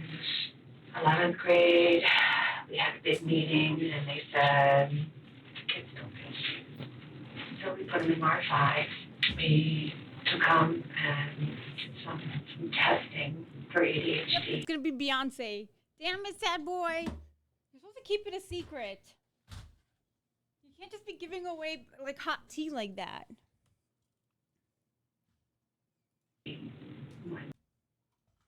Shit.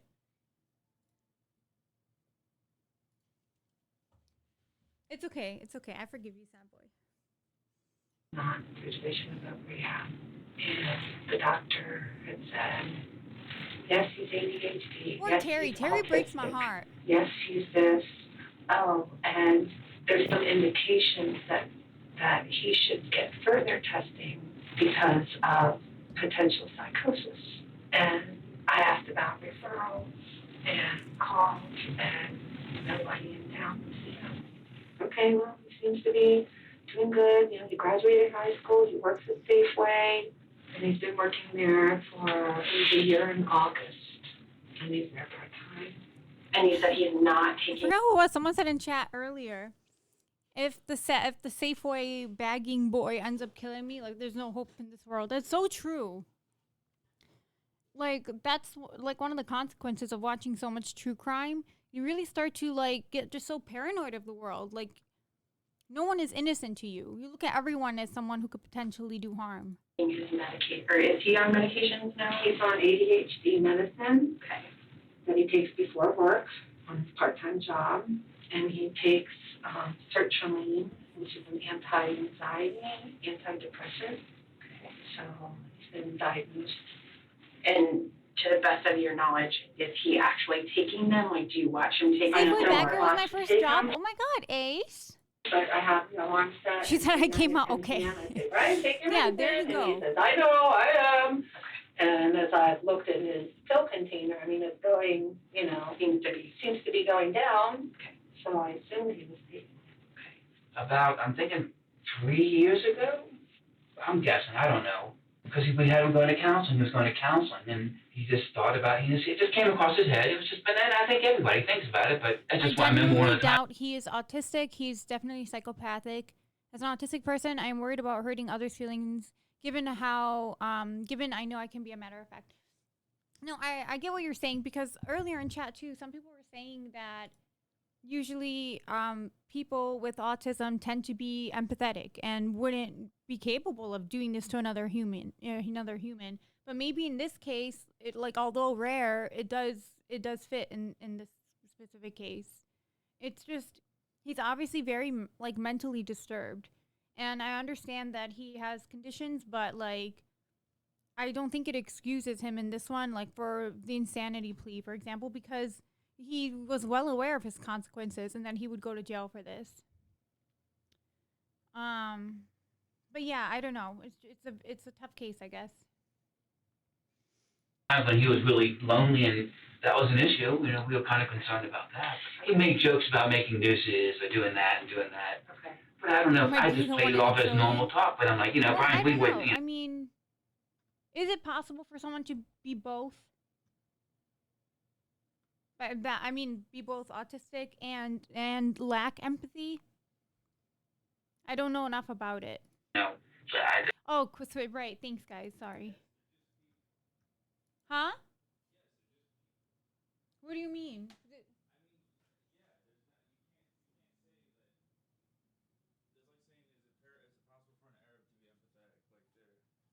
Oh no, of course. Because in this case specifically, we've been kind of going back and forth about it. Noisy, thank you so much for 20 gifted subbies. Lena, you're gonna punch me in the face today.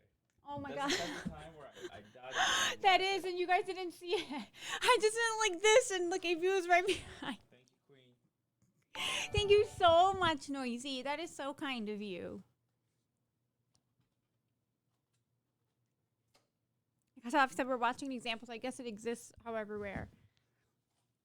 Yeah, no, I was saying it as in like, we can't just rule it out because it's unlikely. I didn't know the depth of the water. I don't understand. He's obviously. Sever said, AB, start wearing the Iron Man mask when you sneak up on her. I was FaceTiming my nephew yesterday, and I was showing him. It's so hard to get his attention and have him like actually talk to me. So I showed him the Iron Man mask, and he was like mesmerized. He didn't take his eyes off the screen. He loved it. He's obviously very sick. Because we've known. Thank you again, Noisy. There's weird things about him. Some days gets Also, cold. we need that scare cannon. Yeah, I gotta He get looks it at me and he has fixed. this cold look on his face. Just like he's been so far, Brian makes no qualms about admitting his battles with mental health. Okay, guys, I will be right back. I'm gonna have a special guest come on. AB Star Killer. I was gonna say that joke, but it was. I was already saying it. That's why. There's no way they got it that instant. Hey guys. Oh, my back is killing me. It better not be AB. Well, that's sweet. I'm trying to set up a new bag for like IRL streams. One that's always ready to go. Just a smaller setup with the phone rather than the backpack. First step is getting a mobile charger. I just got this one in the mail. I don't know. I need something light. Something small. I need to know if Tim has the booger wall still to this day. No, they sold that house. That was his dad's house. They sold it when he passed away. So unless he has a new one in his new place, yeah. Invisalign check, yeah, I got it right now. Got it right now. I'm playing with it. I have an appointment tomorrow with the orthodontist, and I haven't been wearing it as much as I should, so. Did I miss a question?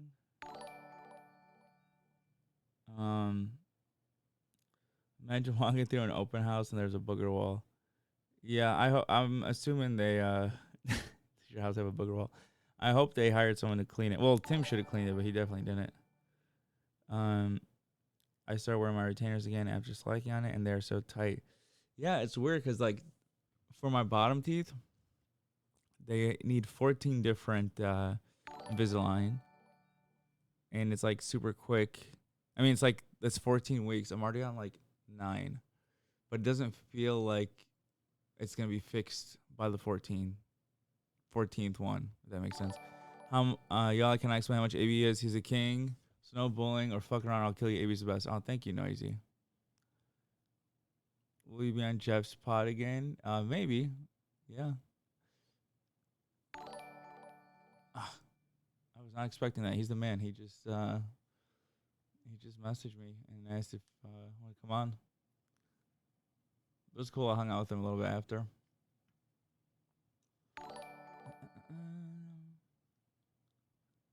Booger wall pre-installed or not? Play the bongos. I did that on stream once, a long time ago. AB, I need AB to come organize my closet. We shot a house tour, apartment tour. I haven't had time to edit it. I don't know why I've been so tired. I'll get back to it tonight. Sorry, I went to straight street threats. But you fuck around, get fucked around. Thank you, Noisy. No, don't apologize. When you go back on Just Pod, you gotta tell them how great The Last Jedi is. The best sequel trilogy movie. Did he mention something about that? I have a tendency to zone out sometimes. I can't watch that back because I cringe about how bad I am with eye contact. But I'll get there. I'll get there. And when I say I'll get there, I mean I'll get there as in I'll be a normal human one day. Maybe not.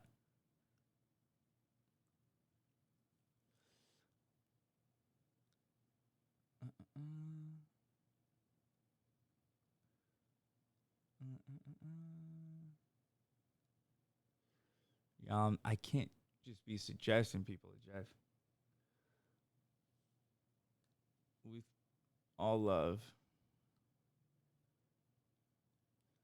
And I was telling him it was nice of him, and he said, "Yeah, no, I just felt like I vibed with you guys."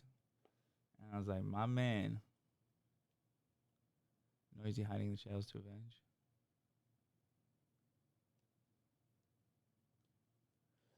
I think you were good. Thank you. Tim scraped off all the boogers and put them on the new house. Oh, good.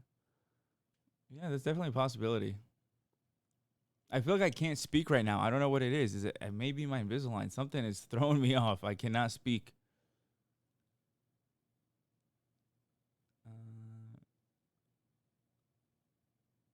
Everything felt so natural and such good vibes. Thank you. I hear Lena. She has returned. Dearborn Restaurant Rex. I'll be in Detroit this week. Hamido.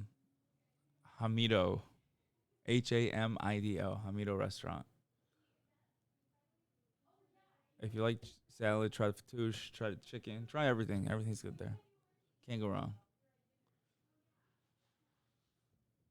There's one in East Dearborn and Dearborn Heights. Maybe, what if you found a head in your cousin's room, but he's really annoying?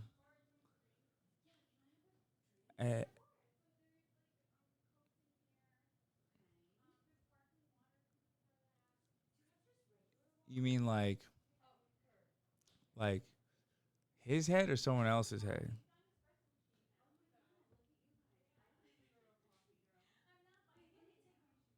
Perhaps his burgers became part of the structural integrity of the wall. Perhaps it still exists. Maybe. You never know. You never know. The cousin or the head. Yeah. What are we talking about? Nothing. I'm stumbling through my words. Hi. How are you? Nice to see you. So nice to see you. Our special guest, our surprise guest has arrived, you guys. I'm sure they could hear me Mm-hmm. when I walked through the door. It's Nicole. So I was just telling her how a lot of you guys were guessing it before I said anything, and I don't know how, but I love it. So you guys already know her.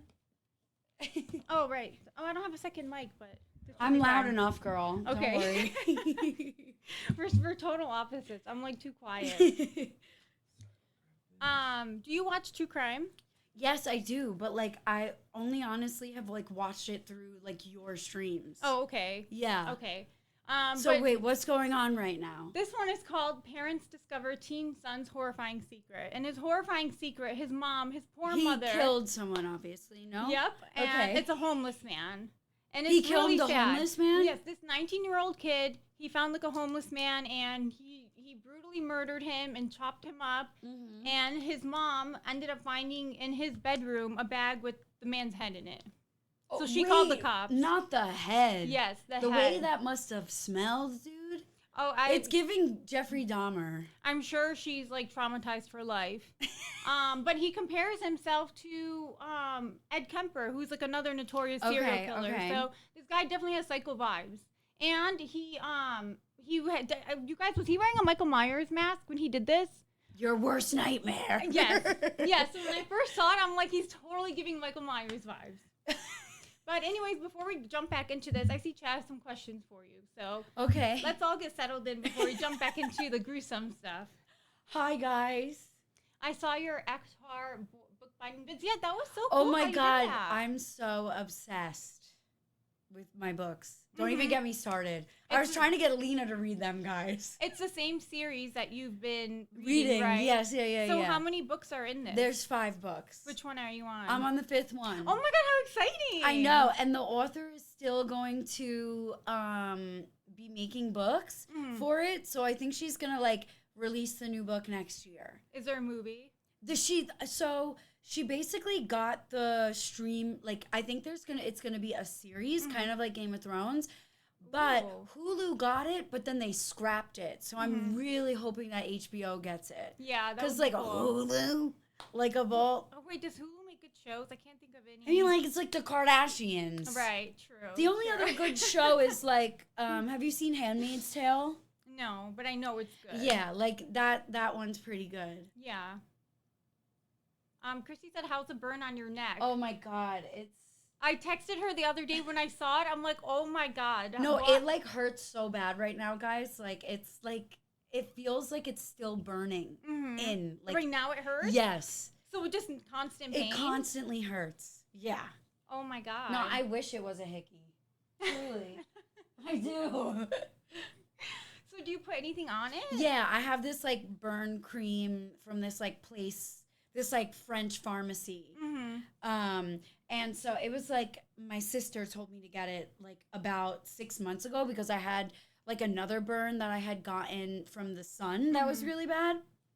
And then I had it still left over and I was like, oh, thank God, now I can actually use it. Yeah. Oh my god, it looks painful. It was it happened with the curling iron. So it was really bad. And of course I had it on the highest settings, so it was like bing. Oh my god, did you scream? I was just like I just like winced. I was like, no, the cream, let me tell you, I think it's called Biavant or, I have it texted to me. Yeah. Biafine. That's what it is. It sounds fancy. Yeah. They said you took it like a champ. Thanks, guys. You're much stronger than I am. The way you're explaining it, I would just be like groaning and moaning all day about it. Like I have to vocalize my pain. So, let's see your nails. I saw a few compliments about your nails. Oh my already. God. Okay. They're just like press-ons, but they're shorter press-ons. They're so cute. I love the color. Thanks. Press-ons are so convenient. I love a good press-on. Yeah. I'm a press-on girl for sure. That's like really all I've been wearing recently, and I always get compliments, and people are like surprised That when they're I don't- press-ons, yeah. Yeah. Wait, I want to post that we're live together. Okay. Let me take a photo.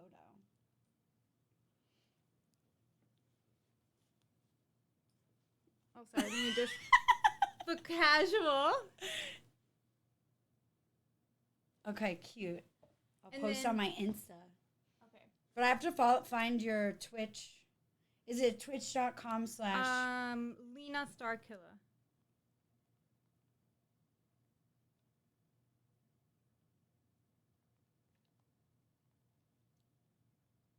I really like the plants. Thank you. Do you have to order them? It's been a long discussion about this, but Now we just missed, right? You just some people are saying you have to spray with some kind of like specialty water, like glycerin water. Other people are saying no, it's dead, it's preserved. You don't have to do anything. What does the been getting, website say? I haven't checked yet. I should do that. Is this the right Wi-Fi that I'm on? Yes. Okay. Did it ask you for a password? No, it's just taking a minute to load your.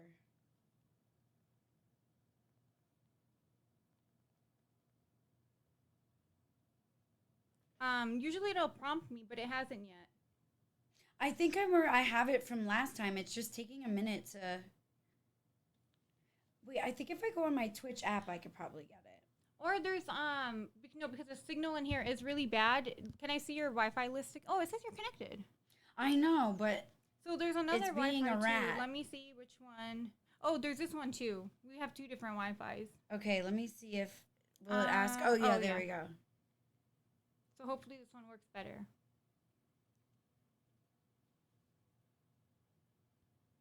Are you connected? I'm connected. Oh yeah, this is way better. What are we saying about the food? I missed the reveal. I got hungry. Queen's special. Oh, what, Avery? Did I miss something?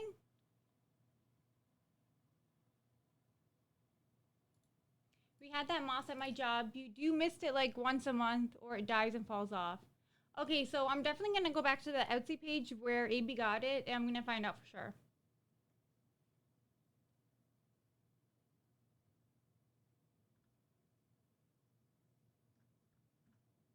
What about me? Oh, I don't know. You tagged me and then put the exclamation points. So I wasn't sure if I missed something.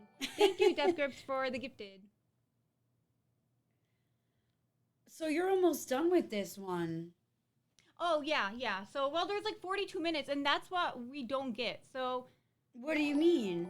We feel like we know the story now, you know? So, like something more... Like, what else? What else is it to this, is what you're saying. Yeah, exactly. And some people in chat have seen it already, and they said that it gets worse. Just wait, it gets worse. And I'm like, how? How could it get worse than that? Yeah. And... like, you know, he's already confessed to the crime. He's like literally spilling all the tea, giving them all the details of what he did.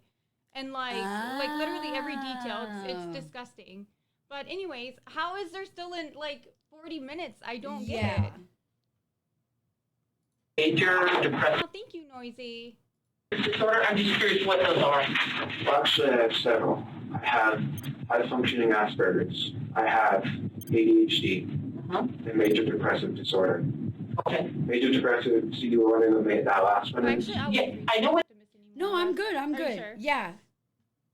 they are. I was curious, if you... Oh my God. I literally always do this.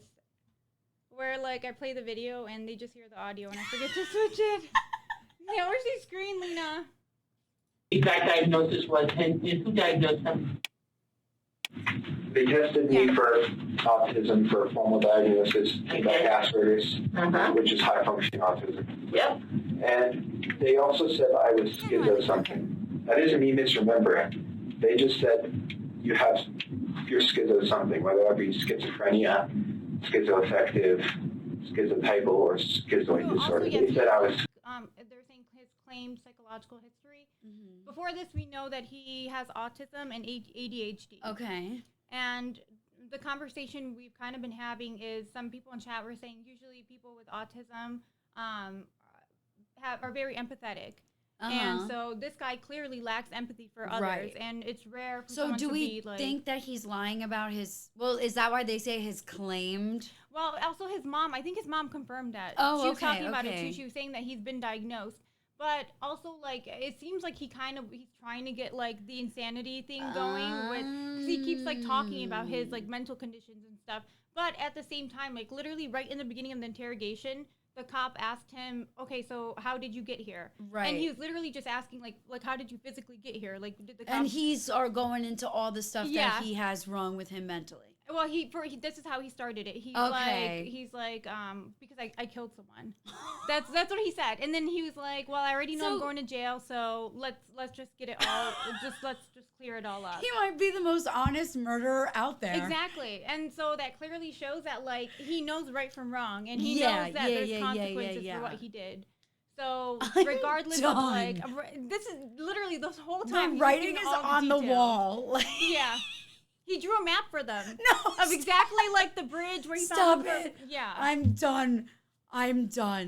The keep lawyers are probably like, something. well, we can't really do anything now to help. Wait, he hasn't even asked for a lawyer. Oh my God. Wait, why hasn't he even asked for a lawyer at this point? Or his mom asked for a lawyer for him. Done. How crazy. I'm done. Thank you, Limp Bizkit. That was schizo.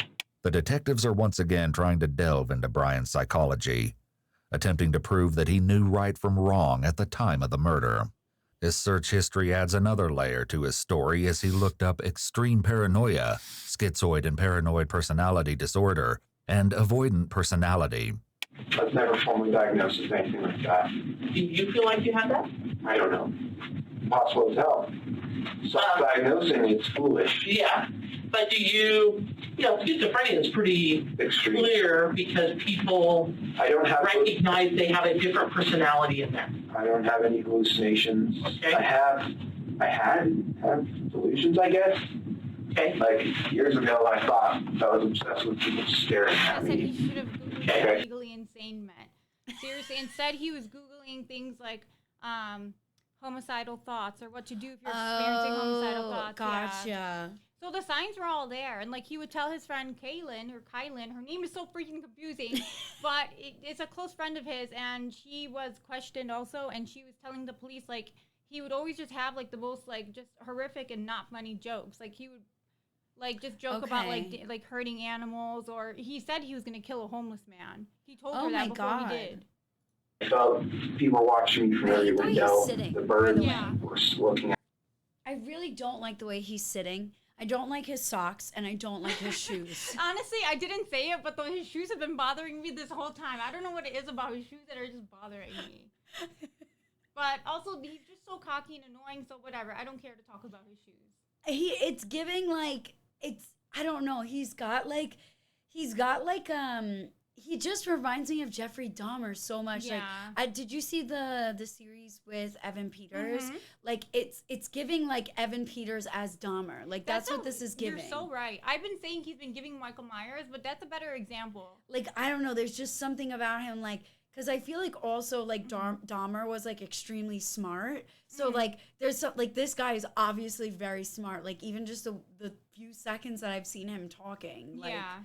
He's made some really dumb mistakes, but overall he seems pretty smart. Like the subject Yeah. he's into and stuff. Yeah. you watching me for creative purpose. That was a delusion, I suppose.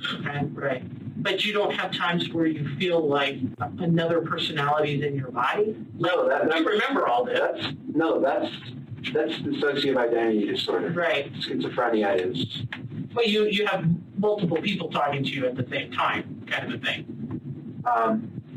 No one was talking to me. There's a very good reason they're asking these questions. Because Brian said he has some kind of schizo diagnosis, they're trying to determine if he committed the crime under some kind of command hallucination, which may mean he could be deemed not guilty by reason of insanity. However, Brian denies having voices in his head. As well, his search history goes far in showing exactly what he was thinking about in the lead-up. Is this his search history? No. Oh my god, 5 ways to knock someone out with one hit? How easy is it to knock someone unconscious by hitting their head? Oh my god. What in the hell? Chicago strangler. Denver prostitute killer. He's so mentally disturbed. I'm just seeing if there's anything else, like just so. How deadly is a pickaxe? I'm done. Like, if it didn't happen with this homeless old man, it was only a matter of time, Time before someone else. Or his own mother, for crying out loud. Oh my god, that's what I was thinking too. And then also we found out his mom runs a daycare, so she had all these kids at her house when she found the head in his room. And then, like, yeah, she called up all the parents, and she's like, you gotta come pick up your kids. No, you're done. Yeah. You're done. You're done. And also her, like, business is done. No one is gonna, like, take their kids there anymore. Oh my god. Oh my god, the poor mother. He should have thought of his mom. Up to the murder. Dude, One and how day dumb before are and you again. to, like, isn't there, like, a way to, like, research things on, like, a private browser? Like, he's just researching all of this, like, out in the open for all of them to find. Yeah, exactly. And so, like, if his friend had told, because he told his friend he wants to kill a homeless person, if she just told, like, maybe his parents or, you know, or a cop or something, and they just maybe looked into it, looking into his search history, they could have seen that he needs help, and, you know, it could have possibly been prevented. So That's insane. It's all Kylan's fault. Is that her? I keep mixing up her name. I can't freaking. I don't know her name. Yeah, there you go. It's like a VPN, right? Or Right, something yeah. that they do. Yeah, for sure. Wait, that's how you spell the name, Kylan? Yeah. Yeah, I wouldn't know how to say that either. It's like two names. Like it's not like it's like Kyle and Lynn. Kyle Lynn. Right? Yeah. So every time I see it, I want to say like Kaylin or something because that's just like naturally where your mind goes. On the day of the murder, Brian pulled up Wikipedia articles for several notorious killers, including James Dale Ritchie, Joseph Christopher, and Andrea Yates. In the month leading up to the murder, he also looked up topics such as how do people react to being held at knife point, how deadly is a neck stab wound, and he read an article about the killing of a homeless man in Baton Rouge. What did you think would happen if you got caught? Well, I figured my mother would have confronted me about it, but no, she didn't even say it. Do you know who the person was that you killed? No. I took his wallet. I didn't look at it. I just picked it up, briefly scanned over it, and put it in my car. Apparently, it was worn. My mom told me this before she found out that the missing person was Warren Brown, born in '63. Brian doesn't seem particularly interested in knowing more about his victim, and the detectives turn Brian back to the subject of the evidence. So we talked about the stuff there. We're going to go look for mom's house in the center. And how he's just so like fast. His Google search. He's like, oh yeah, like I got his wallet and I know his name and that he was born in '63. Like, what? That's insane. You should have seen him talking about like what he did to the body. It was all so casual. Like he didn't leave any body part like untouched. He just cut up everything. Oh my god. Yeah. Ugh. He was like, I cut open his stomach to look at his guts, and they were very pink. And then he starts chuckling. He started laughing.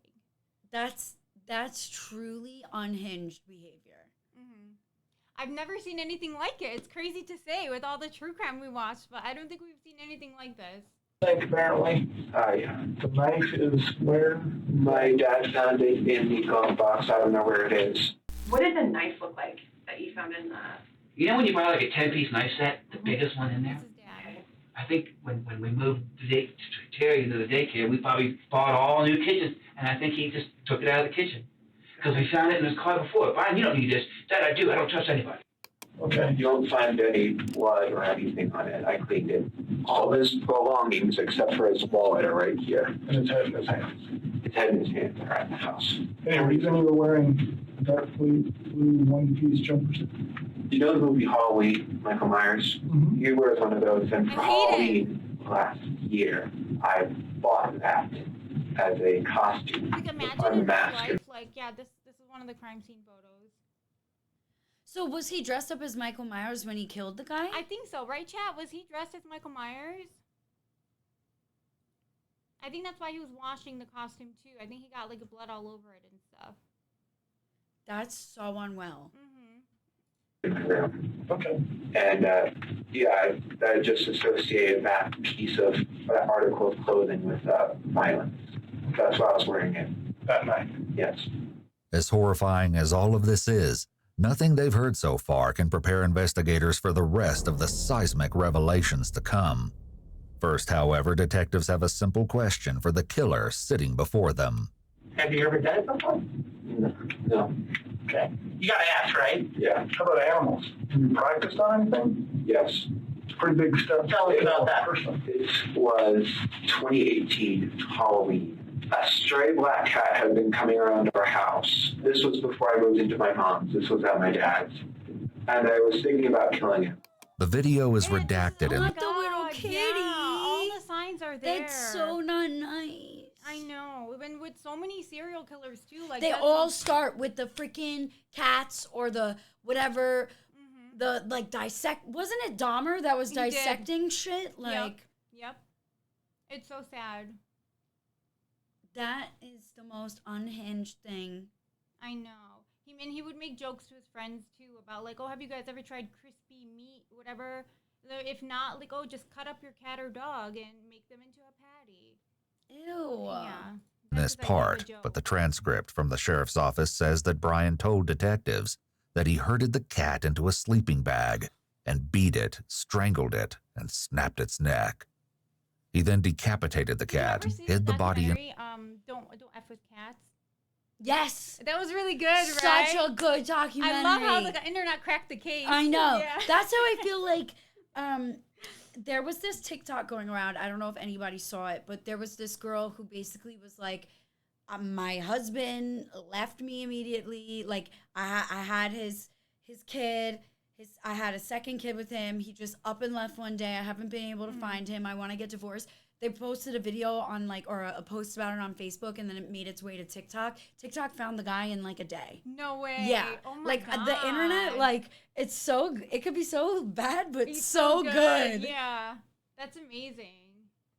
In a shoebox and hid the head in a wine cork box. It seems clear that Brian has a sick interest in decapitation. There are chilling parallels between what he did to the cat and to Warren, including decapitation and keeping the heads in boxes. Both times he preyed on those he knew were vulnerable and that he believed no one would notice. And then I disposed in the trash and got away with it. Okay. That cat. Did you keep him for a while like you did this guy, or? I kept it for 3 days. Then it started to stink. Is that where you got the 3 days and it stinks? Also because bacteria starts to coat the body after a day to 3 days. So The story that Brian might have killed a cat is actually a widespread rumor in Grand Junction. Did you ever hear about Brian, either from him or anybody else, about him killing a cat? Yes, I remember hearing about it, but it also just sounded like made-up rumor, so I didn't really think anything about it. Did you ever talk to him directly about it? Like ask him if it was true? I did. I don't really remember. Do you ever remember him saying, yes, I did that, or no, I didn't, anything like that? Okay. But you had heard rumors that possibly it happened, but never really got to the bottom of it? Mm-hmm. Patrick is not the only one to hear rumors of this type and ignore them, saying it was some kind of a sick joke. I know that there was another girl in that class who told me that she lived near him in that neighborhood and that they were always missing cats, and she felt like he was stealing cats in the neighborhood. And honestly, I don't remember if... That's what you guys meant when you said there was more. He's a cat killer. That's so mean. It's so disturbing. I found that out through him or through friends. But yeah, I definitely know about the cat. Did you believe that, or did you think it was just Brian saying something outrageous? Honestly, I don't know. I think I believed it, but that I didn't want to because I am a big animal lover, and that's just, I didn't want to see my friend in that kind of light. I remember my friends just talking about how messed up it was. Said something. Yeah, I mean, first of all, I get it. There's denial. You don't want to snitch out your friend or see him in that way. But I don't care if you're my bestie. If you're going around killing cats, there's no way I'm keeping my mouth shut about it. What if it's your kid and you found a decapitated head in their room? Would you call the cops? I would. Yeah, I think I same, would. Yeah. There's no way I would just be like, whose head is this? Does this belong to anyone? That would be so unwell. I obviously would have sympathy for my child, and I'm sure as a mother I would probably feel an insane amount of guilt. Did I do something? Did I fuck my kid up this way? Oh, his poor mom. She's been crying since she made the call. Yeah, I mean it's probably a mother's worst nightmare to have to turn your kid in. But fuck that, man. Exactly. Especially this friend, she should have. There was multiple signs, multiple instances. Okay, the cats, and then he says he wants to kill someone, so now he's talking about humans. So it's hello, Kylan, wake up. And my friend Sean said that he knew the person whose cat it was, and he was super upset because the cat was super friendly or whatever. But I don't think I ever heard it around Brian himself. In a redacted portion of the interrogation video, Brian admits to finding a dead groundhog by the side of the road, which he skinned and attempted to make leather out of approximately a year before the murder. It sounds like you killed a cat. Well, actually, I was thinking of killing people. Oh, Riley's here. Hi, Riley. Hi, Riley. How exciting. Dude, that's so unwell. He wanted to make leather out of a dead groundhog. Is that possible? I don't know. Wait, leather does come from animals. It but does. I thought it has to have Usually it comes skin. from cows, I believe.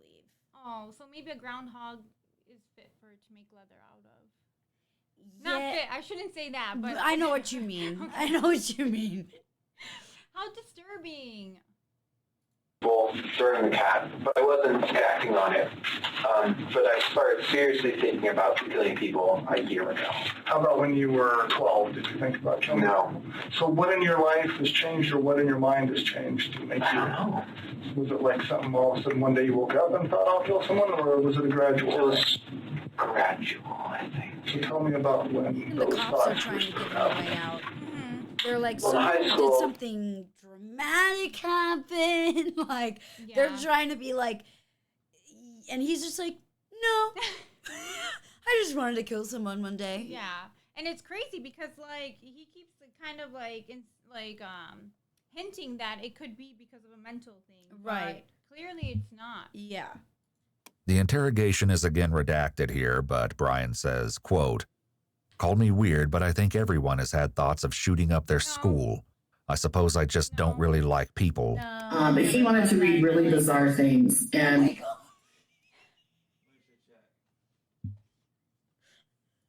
do you guys think?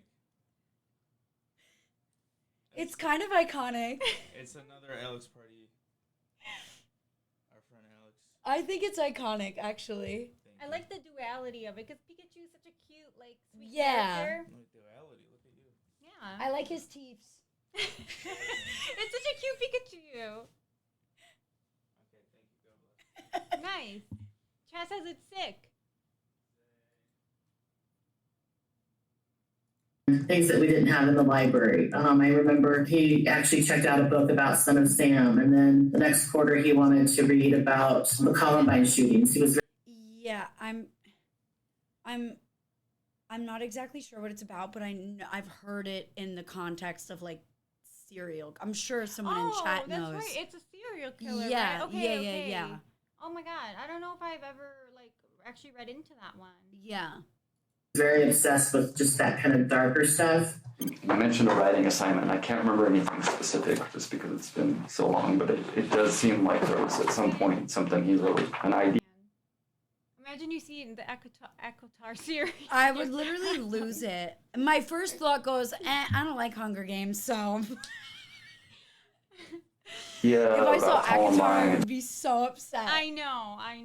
or something like that. I can't remember really the specifics. It's just more of a sense that he had an unhealthy fascination with school shootings. Back in the interrogation, Brian tells the detectives that this isn't the first time his family has found something unsettling in his room.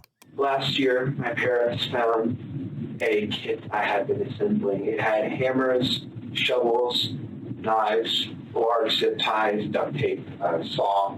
That was meant for hurting people. They found it though, and I had convinced them it was for other methods, for other things. Okay, at what point are his parents like have some fault in this? If I saw that, I'd be like, "You're going to therapy immediately." Yeah, like You're going to therapy immediately. You don't think there's anything they could tell you that would convince you that there's nothing to No, be worried about? No, there's no way. Yeah. There's like no reason for him to have those. I mean, growing up, my dad was a homicide detective, so I feel like I have a little bit of his like instincts of like, I feel like you can't bullshit a bullshitter. You know what I mean? Yeah. Like, I would definitely know. I would be like, nah, this ain't just for other purposes, sir. Like, Did you ever know about like any of the cases he was working on? I was really, really young. But my dad, like a few of the stories that he told me, like he's like, he found there was like a baby that was like missing, and he had found this baby, and he had a book written about him for finding the baby. Oh my god, wow. Yeah. Because it was like, it was a really big case in New York City. Yeah. But I don't like remember exactly what it is or what it was. But like, just, I cannot get over the fact that he's just casually admitting all of this. Yeah. Like, oh yeah, they found this and that, and I told him I convinced him otherwise, and like, I'm just like, you like the hole is 6 feet under, bro. Like there's no coming out from this. No lawyer could spin any of this shit for you. No, there's nothing they could do. I feel like, And like, I mean, he's okay with going to jail. I don't He's think like, he's eh, trying to whatever. fight it. Yeah. He's like, maybe he's like, I'll just like live there. Yeah. And maybe also he just thinks it's cool. Like he's kind of Yeah. like bragging. He kind of is bragging about yeah, it. it's really disturbing. It is really unhinged. And it was an ultimatum where if I didn't throw it away, all that, they would call the police. And then I would have been arrested on charges of conspiracy. That was last year, before Halloween. So what made you put that kit together? That was for nights like that. So back then you were thinking about doing that? Yes. So that was I have an earthquake $100 kit. done right. In an interview, What's in it? In my earthquake kit, listen, I have one of those life straws. Have you seen those straws where you could basically just drink muddy water and it like makes it pure water? Like it purifies it? What? Yes, you have to look these up on Amazon. I have Is bandages. it a really long straw? then? Yes, it's like this long. Oh my Like, god. I have bandages. I have these like 1,600 mushy food calorie bullshit things. I have Band-Aids. I have snacks for the dogs. Oh my I god. have. You're so prepared. Well, when I first moved here from New York and I experienced my first earthquake, I was like, oh, hell no. Was it bad? Yeah, it was like a 7.0. Yeah. Did anything break around? No, it was like a different type of earthquake where it was like rolling. It wasn't like an abrupt one. Like, you know that one that we had a few months ago or a few weeks ago? That one was very like jolty. Yeah. This one was more like you felt like you were on a boat. Oh my god. And how Yeah. long did it last? It was long. It lasted like a good 30, 40 seconds. Oh my god. And that then is so there was an scary. earthquake that was like a 5.5 the day before, and that was like the pre-shock or the precursor. I don't remember, like I don't know the technical names. Wow. But yeah, after that I was like, you know that like meme that's like, oh hell no. Yeah. That's like literally how I was. And you got your kit together. Yeah. So your kit is for like if there's like a serious earthquake and Yeah, like or like a serious weather condition. Like there's also flashlights in it. you're prepped for everything. Yeah. Brian's high school teacher recalls that his parents didn't seem overly interested in his disturbing behavior. Yeah, Nicole, that was also amazing, by the way. I was gonna say your voice is so nice. I'm done. I wasn't even being serious. I would not have even attempted. Like, I would have tried to explain the meme to you guys. I would not have tried to sing it because it would not have sounded so graceful as yours. Or obviously knowing class that was having issues with him, and I remember said that they had met with mom, and she kind of, I think they said like didn't really understand like what kind of like what what's is the this, big Clay? Chat to pausing with this. What is this? I don't know actually. Jeremy Felt, Brian Midi. Oh, his history. This is something his history teacher was talking about. So. Oh. I don't know. I must have missed that part. Somebody asked about the straw. They said, "How good is it? Like, are you can drink out of a pond, or you can like stick it in sewage water and drink out of." Okay, I don't know if you can like. Have you tested convert shit water? Like, you know what I mean? It's like here. I'll show you on Amazon. Like they have it on Amazon. I think it's called the Life Straw. Okay, yeah, we need to Life see this. Like, straw. I've literally never heard of it. Anything like that. You can drink out of a pond with it. Look, this is it. Look, see, I purchased it July 2019. Oh my god. That's when the earthquake was. I'm done. Oh my god. I'm done. This is what it looks like. So it basically says it's like a filter, water filter for I'm gonna pull it hiking, up on here. camping, and emergency preparedness. Let's see. It looks like this. Wow. You guys can really see it. What is it called? Just Life Straw. Life straw. Make sure you take this off. Oh my god, thank you. Uh-huh. How? Shoot, what do I do? Oh, maybe I just could do like this. Wait, you're not typing anywhere. Oh, thanks. Okay. Hit done. There you Thank go. you. You're welcome. Okay. Yeah, it's the bestseller. Right there. Oh, Click okay, that cool, one. okay. This is it, you guys. Because I'm sure you're all wondering. Wait, that is so nifty. That is so smart. I need to get some.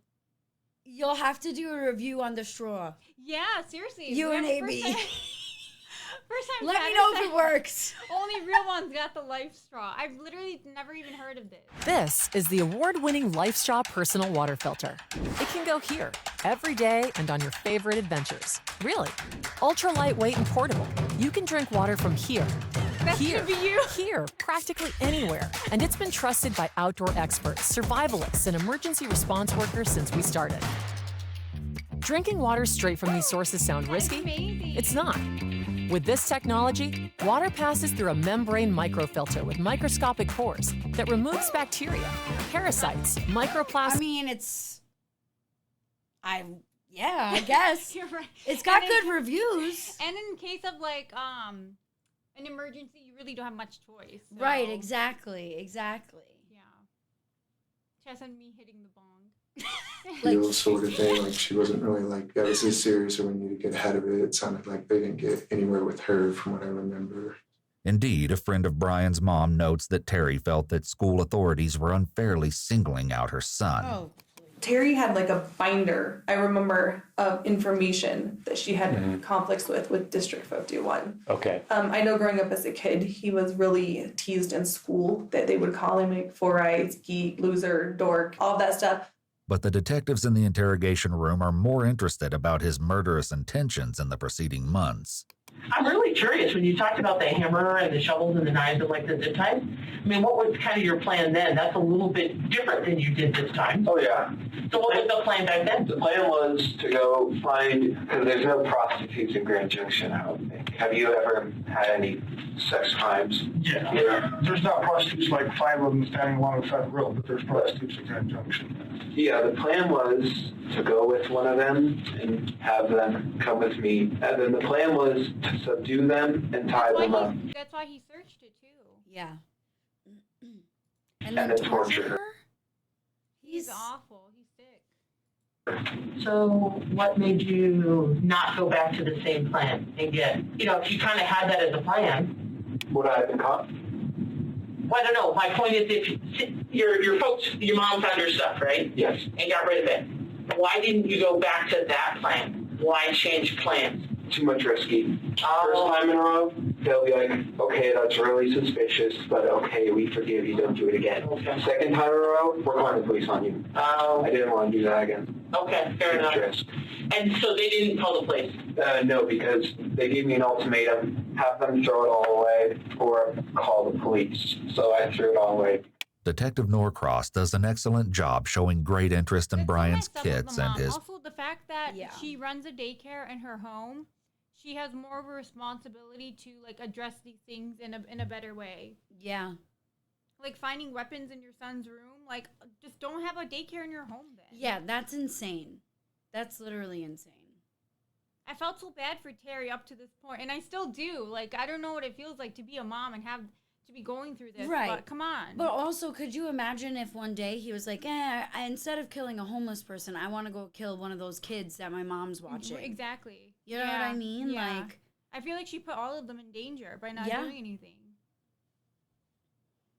previous plans, all of which encourages the suspect to keep talking and helps build a strong case against him.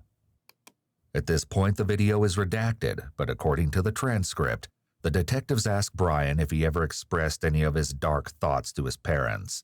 He tells them yes, but only disguised as jokes. For instance, he once said, quote, "Wouldn't it be funny if you sold a lipstick with mercury on it to those beauty pageant queens, and they got poisoned because of their pride?" Brian was making these kinds of comments while in high school. I'm like, that's my worst nightmare. School, as his teacher shares. No, please. Then you would just say something. Please make it stop.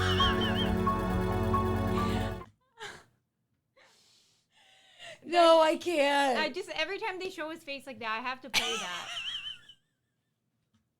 that. Bizarre thing. A conspiracy? Yeah. I bought 8 pairs of Nike socks white ones. You stole his socks. I do that to Riley too. And I didn't. 6 pairs of Skims white socks, and I have not one pair of white socks. Not Wait, why are you looking at me? You believe it?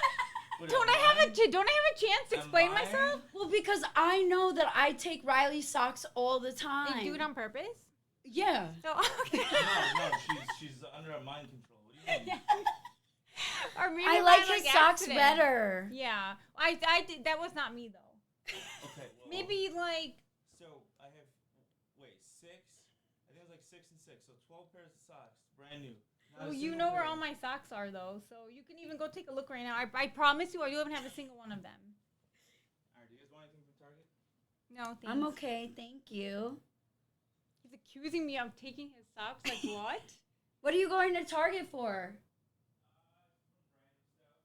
Target tells you what you need. Yeah. He's gonna come back with a bunch of random things. Give us a haul when you're back. He's the return king though, so we'll see.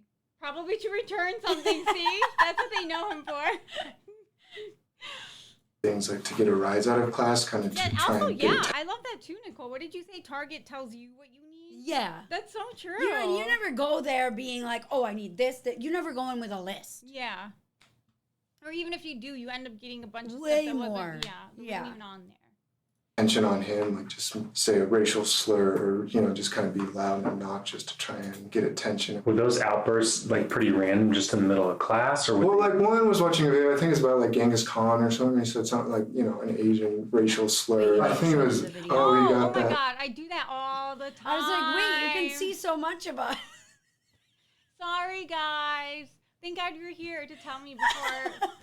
Sometimes, oh my God, I was playing this game, Outlast. It's like a scary video game. Yeah, I know that game. And have you played it? Yeah, it's scary. It's good, right? It's really It's scary. really fun too. I know, like literally every step of the way, it's like a chase. Have you played Little Nightmares? Yes. It was cute. I liked it. Did you play 1 or 2? Probably the first. Okay, the second one was so much scarier. Okay, good. Because the first I didn't think it was. No, very- the first wasn't really that scary. It was more like in my cute. opinion. Yes, yeah. Yeah.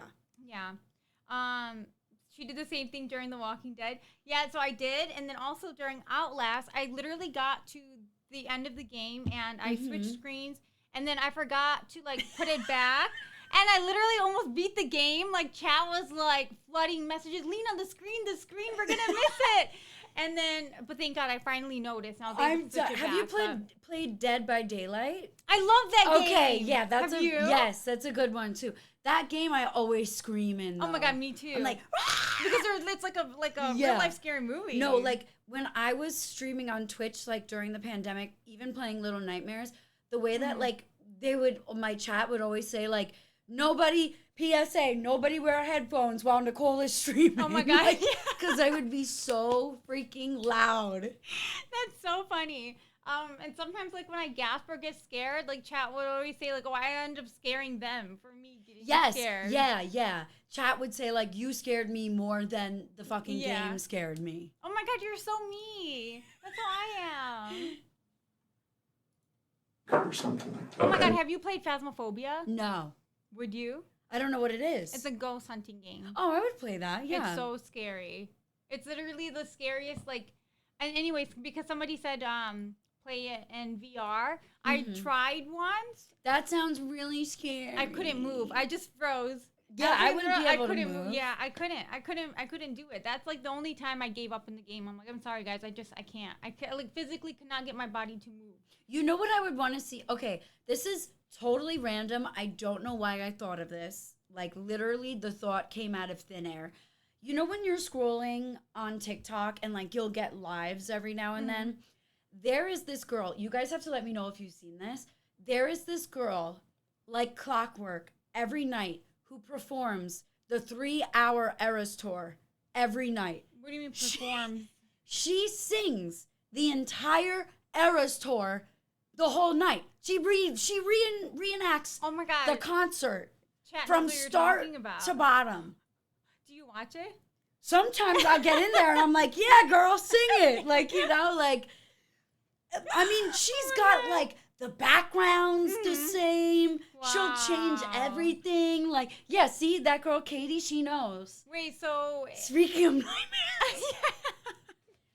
So I think your next stream should be a 3-hour reenactment of the Taylor Swift Eras Tour. Mine? That's Yes. more like something you should do. You're the expert on all of this. No, Are you kidding me? I would pay money to see you do that. Not to mention the fact that you actually sing, that you can sing. Oh, thanks. Oh, thanks. But you don't. No. Right? Yeah, I'm so proud of you. Thank you. Yeah. Of course, the matter before investigators today Who the hell's isn't Brian. That's him still. This is him. This is Brian the killer. Why does he look like he just got caught looking at, like, foot fetish stuff? Like, you know what I'm saying? Like, he looks like he just got caught doing something. Also, what? Okay, that does not even look like him. It looks like Emperor Palpatine, kind of. Oh my god. Like, yeah. With like a hood. Just the face and surrounded by darkness. Brian's inappropriate humor, but his actions on the night of the murder and the revelations from that night are far from over. Brian finally reveals the twisted true story behind his mishap with his car and the river 2 nights He ago. definitely does look like What were you doing down here, bud? Well, I felt like I needed to get out, and I figured, why not park here and just relax a little bit, relax and think. As it turns out, Brian's road trip to the Blue Heron boat ramp had absolutely nothing to do with relaxation. He explains to the detectives that after he murdered Warren Barnes, he returned home to try and sleep. But I was worried that because there was a hole in my gloves right here, I was worried that they would be able to obtain a partial print. So I figured, why not go all the way? I drove back in a different outfit, picked up his body, surprisingly heavy, put it in my trunk, and drove to the Blue Heron drop-off station. I parked, so it's like this, right? So let's say this is ground. The ramp is quite steep, and you need to have four-wheel drive to pull out of it. Okay. And my car didn't. So I pull in. I thought that I could drive out because I put it in reverse, A, so that it's easier to pull the body out, and B, because the back tires would provide propulsion to push up. Not I opened the trunk. taking his literal car into a lake thinking that he could reverse out of the lake. Maybe he's not as smart as we thought he was. No, clearly not. Clearly not. Once you get that engine wet, it's GG's. Like, seriously. This is how the video started, by the way. Like, so I guess. So where did he have to call a tow truck? Like, how did he get his car out of there? He called his parents, and then his parents called the police. And I guess for like insurance purposes or whatever, like you have to get like a police report filed. Yeah, you do. So yeah. That's how it started. But then they thought like, oh, that's all there is to it. He accidentally drove his car into the lake. However, the cops noticed that there was blood on the bumper. And so they asked him, like, did you get hurt? And he's like, what? No, what do you mean? I didn't get hurt. They're like, oh, there's like blood on your bumper. And then he made up some dumb excuse of he was in a special effects class. So he said that's like fake blood. God up in heaven. God up in heaven. The fake blood on your bumper? That's what he told his mom, and she believed it. So. This lady. I know. Honestly, I'm not feeling like as sorry for Terry anymore. Terry is his mom. And I felt so bad because she was just like, oh my God, the way she was crying, like it hurts you to hear a mom cry like that. I take his body out, I put it in the water, and because I don't want fingerprints on a body, so I just try moving it with my shoes. That works successfully. He goes out some part in the river and floats off. Okay. God knows where he is now. Maybe a he. He's dead. Still a he. Okay, yeah. God knows where he is now. I think my guess was that it would be discovered this morning or next morning, so keep an eye out for any river-related activity. Okay. To inevitably drive out. Yeah. My car didn't come out. From Blue Heron. Yeah, from Blue Heron. Yeah. My car was stuck. I tried putting it full throttle. Yeah. That doesn't work. My car doesn't have four-wheel drive. Stupid me.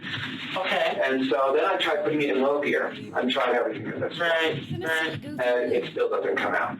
And then it slides into the river. Oh. my car slides in the river, me inside. And so I'm there in a car quickly being flooded with water. Okay, it's the middle of February. It's cold. At night. Yeah. In the river that's almost freezing. Yes. I'm drenched. I almost died. So I'm able to climb out. I don't see the body, so I assumed it's a travel event. Okay. I come up, and I'm sitting there. I need to act fast or else I'll die of hypothermia. I'm panicking a bit at this point. I'm going to be like, this is what I'm going to be remembered for, dying of hypothermia and a botched attempt at hiding a body. And I'm just like...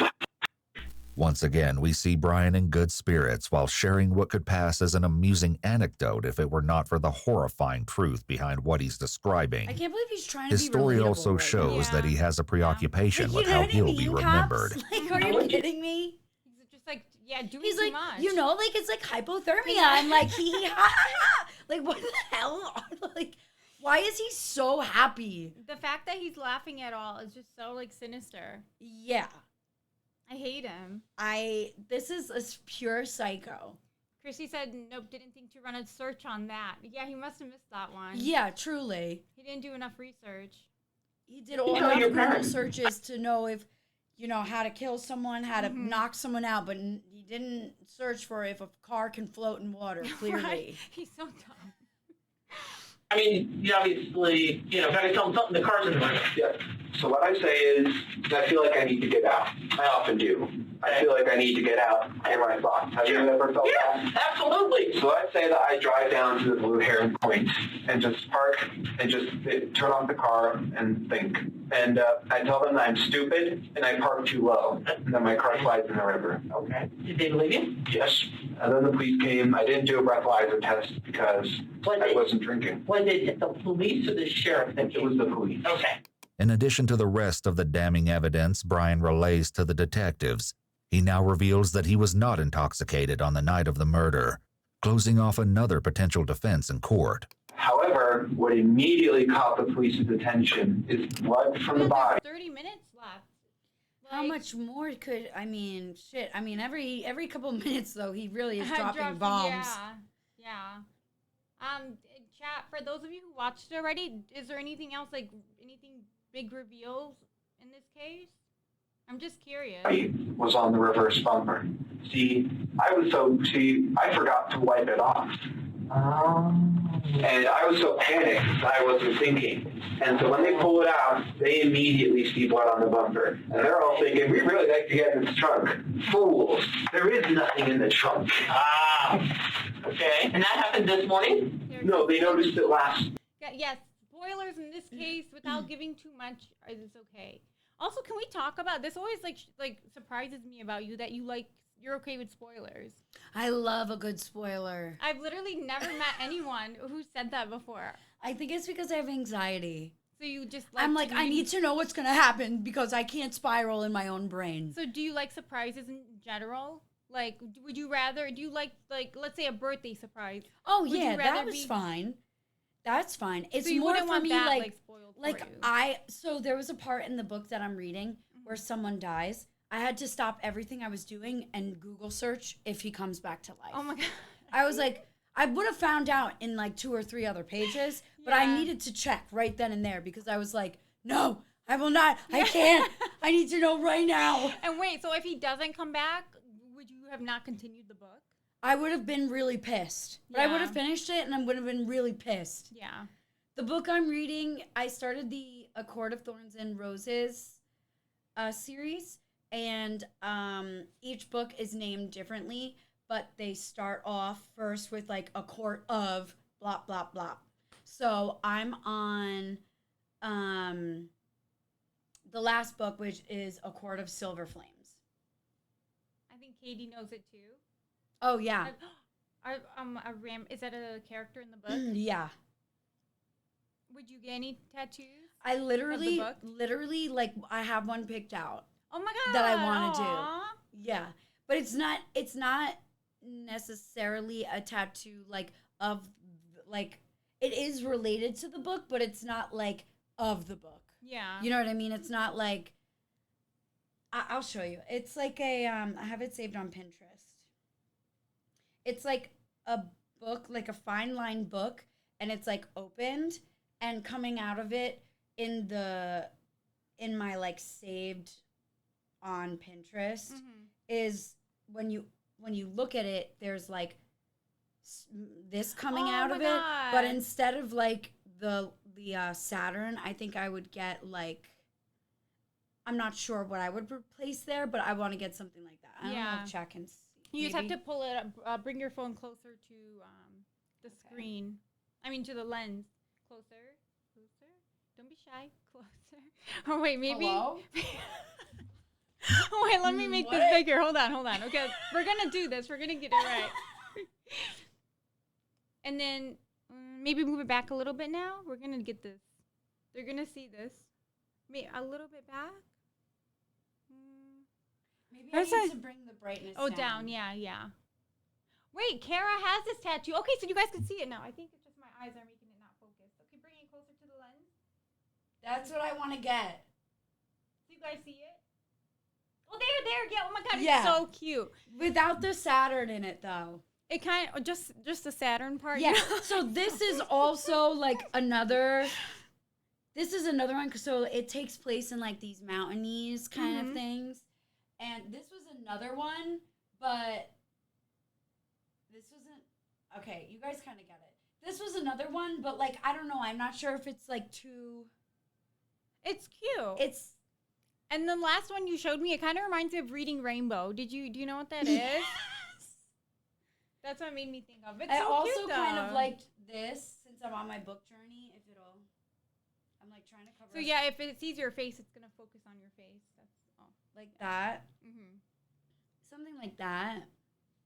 Oh wait, so Kara has it. She said she's gonna find it in Discord. Oh my God, cute.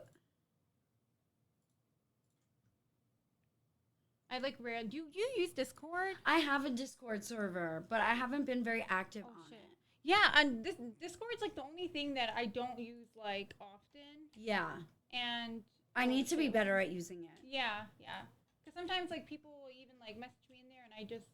What did I do here? No, you're good. Wait, what the? Oh, I guess you're good. Yeah. Okay. Where did you drop it, Kara?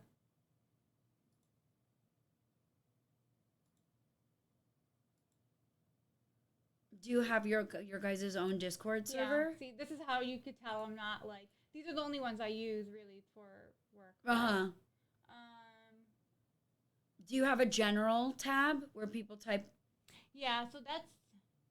Here, oh, she's still looking through. Oh, okay. Oh, how cute! I have Queen Lena on at work at the bar. Oh my God, this is me and you on just some screen at a bar. I'm done. That's so funny. Done. Free drinks. I'm done. General, right? Yeah. Wait, did she say she dropped in something? No, she said she's still looking through pics. Okay, so just keep us posted, girl. Wait, do we know if we should still continue with this? Yeah, I'm curious too because I'm having fun just chatting with you. I know, and I know but Chad I'm has also like a bunch of questions. I'm also down to start another one if you want. Oh shit! Or whatever you wanted. So I just don't know unless Chat has some recommendations maybe because I don't have anything like lined up after this. I'm sure we can find something. Sometimes we watch like Road Rage. Sometimes we watch like Neighbor Feuds. Feuds. Yeah. Oh my God, those are funny. I think you would like that. Fear Thy Neighbor. Yeah, that's the one I'm talking about. It's called Fear Thy Neighbor. Pizza Bomber. What is that? That sounds fascinating too. So should we just hold off on this? Pizza Bomber is so sad. Oh. Can we do a poll? We sure can. If Avery or Sad Boy, one of you guys could do it. So what should be the options? Okay. I would say another. Like one of these? Yeah. That's okay. Another Explore with Us. Okay, no, but this channel is amazing. This video alone, okay. That's why I picked it. It's only been up for 2 weeks and it has 12 million views. Holy shit, dude. So I'm like, whatever this kid did, it must be crazy. McDonald's Massacre? Oh my God! So Amazon has like a documentary about that, the McDonald's massacre. Katapi, are you talking about the one in San Diego, or I think it was in California, right? But I don't know if I could watch it because it was like on Prime Video. But if you know like a good one, let me know. Okay, so for poll, I think we say the neighbor one. Do we do more true crime? The neighbor one is kind of like true crime. So it's okay. under the umbrella. So of what it. do you think? Well, so yeah, this another Explore with Us, the neighbor one. Okay. The pizza bomber. It's so weird to say that. I know. The pizza bomber. Or Lena does the Eras tour for 3 hours. Oh my God, you're crazy. We'd love to watch you do that though. No, there's no way I could. My voice would give out. But because like everything you do, you give it like so much effort. Lena does the Eras tour. Oh my God. So I just know like you would go all out and you would be just so like crafty with like your backgrounds, like what you're saying this girl does. And it's so funny. I mean, she gets like sweating in it too. Because Oh my I mean, God. she's dancing and singing for 3 hours. Does she get a lot of viewers? Yeah, like 2,000 viewers. Oh, that's really good. Yeah. Wow. Is this the poll? Yep. So the poll is up, guys. Make sure to vote. I'm just gonna grab my I don't chapstick, see if that's Lena. okay. Yeah, I don't see the Eras tour. With me? See, they know me. My people know me. I'll be super, super fast. Okay, yeah, no worries.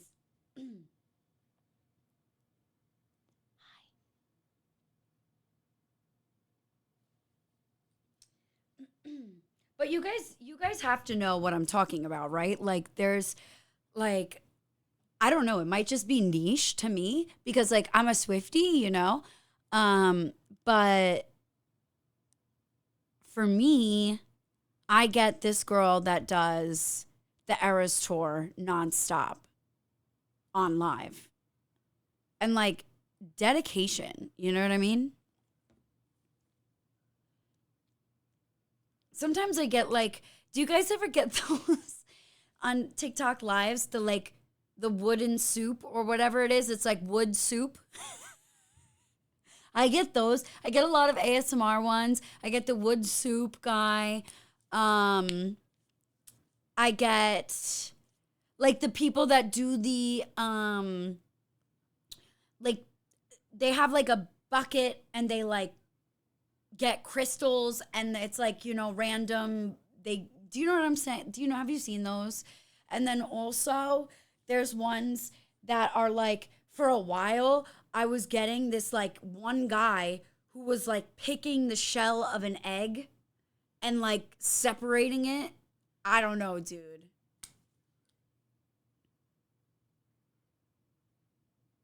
No, I've never gotten the puppet one. The puppet ones. You love the egg? Okay, so you know what I'm talking about. Yeah. The egg one gives me the heebie-jeebies. I'm kind of like, ooh. You know?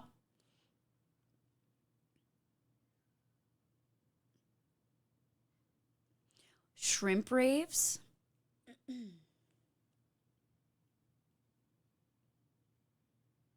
The puppet drinks from the bead soup. I'm fucking done. Is that what the puppet is? The best TikTok lives.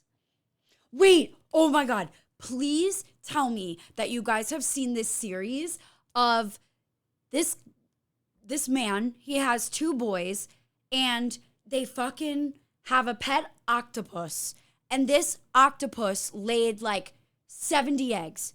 They thought that the eggs weren't fertile. So they were kind of like, maybe we should clear out the eggs because, you know, when octopuses lay eggs, they sometimes die because, well, they die all the time in the wild because they don't do anything that really will make them get the nutrients that they need. Their life just becomes about protecting these eggs that they laid.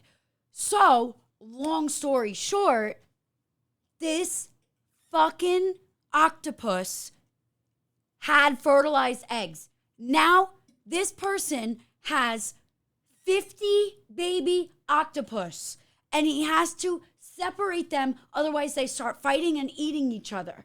So this is a whole big to-do now because of these octopus. And so he lives in like Kansas or like somewhere in the middle of the Midwest somewhere, and he's been emailing aquariums like, SOS, please help me. We have like 70 baby octopus. We don't know what to do. Our house isn't big enough for this. Like, we have to keep them all separate, blah, blah, blah. And all of the, like, he'll play the voicemails from the aquariums and like the places that he's reached out. And they're all like, yeah, so we're going to pass on the octopus today. And it's like, so I haven't watched it in a minute, but I'm telling you right now, these octopus are everything. Thanks for holding it down. And like, I think, let me find, if any of you guys are interested in the TikTok, let me find it. Like, I think it's called like Pet Octopus. Octopus. It's called TikTok Topus.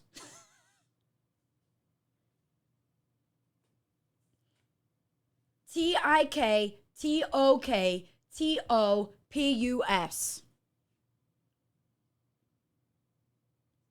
Oh my God. And they're so cute, these little baby octopus. They're so cute.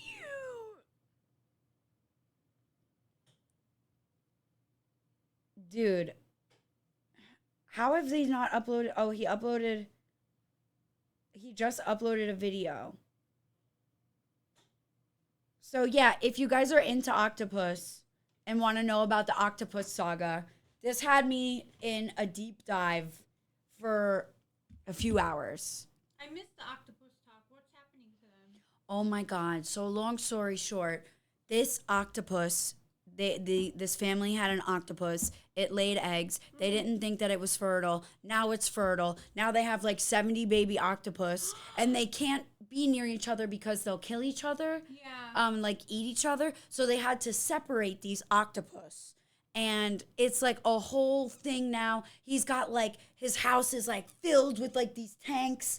And he's been trying to get help from aquariums, and they've all been like, sorry, you're on your own. Like, wait, you can't just go to like a beach and just. No, because like, I don't know, like he's in Oklahoma or something, or Ohio or something. How did he get this octopus to begin with? He got it for his kid, but honestly, it's kind of sad because like octopus should not be pets. Yeah. Like it's really sad. Yeah. But now he's in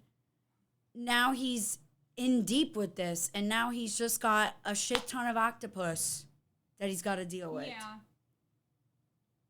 So. That sucks. That's what happened. I don't know where our poll went. Oh shit! You guys, what were the results of the poll? Sorry, I missed it. Avery, do you know?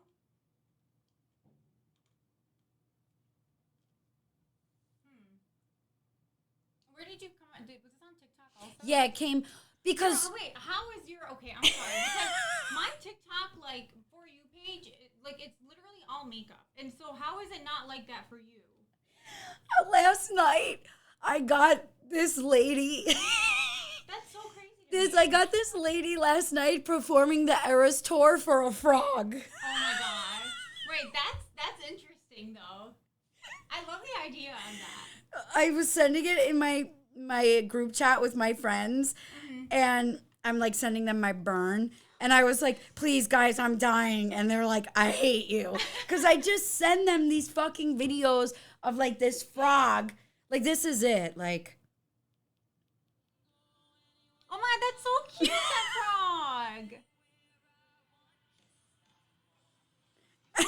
Oh, that's I so could cute. not stop laughing. I could not stop laughing. I always wanted an animal. Maybe not like an amphibian, or actually maybe, I don't know, like a lizard or. Okay. That would be cute, right? Lizards are cute. They are. But the only thing is, like, the idea of seeing them in a tank every day is so sad to me. Yeah, I think you should get a dog. I just don't have like the time or this. What about space? Do you think this is like? This is enough space for one dog. Yeah, especially if you get a dog like Momo's. Yeah, that's what I want. Like a small one. Momo's. Yeah. Oh my God, you guys, her dogs are so cute. She They has 2 of them. love Lena. They're so sweet.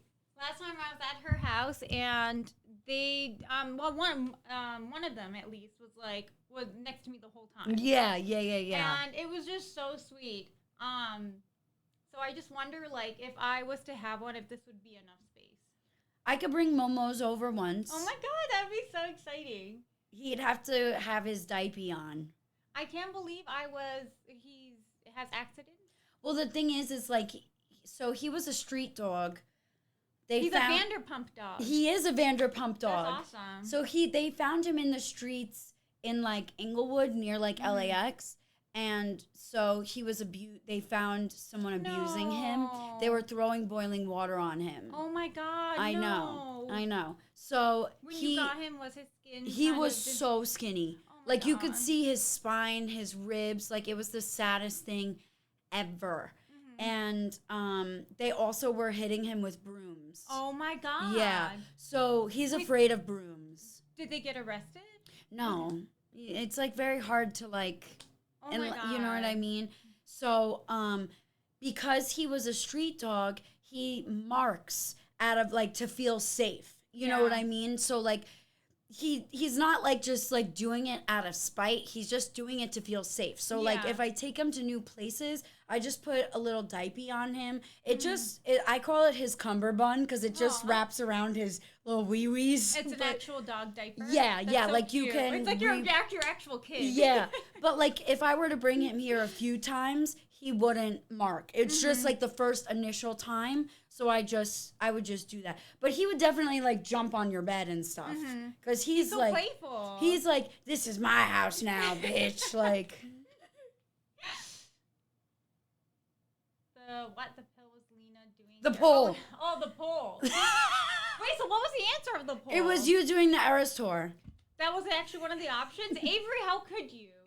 How could you? It wasn't. They want you to do the Eras tour with the octopus drama.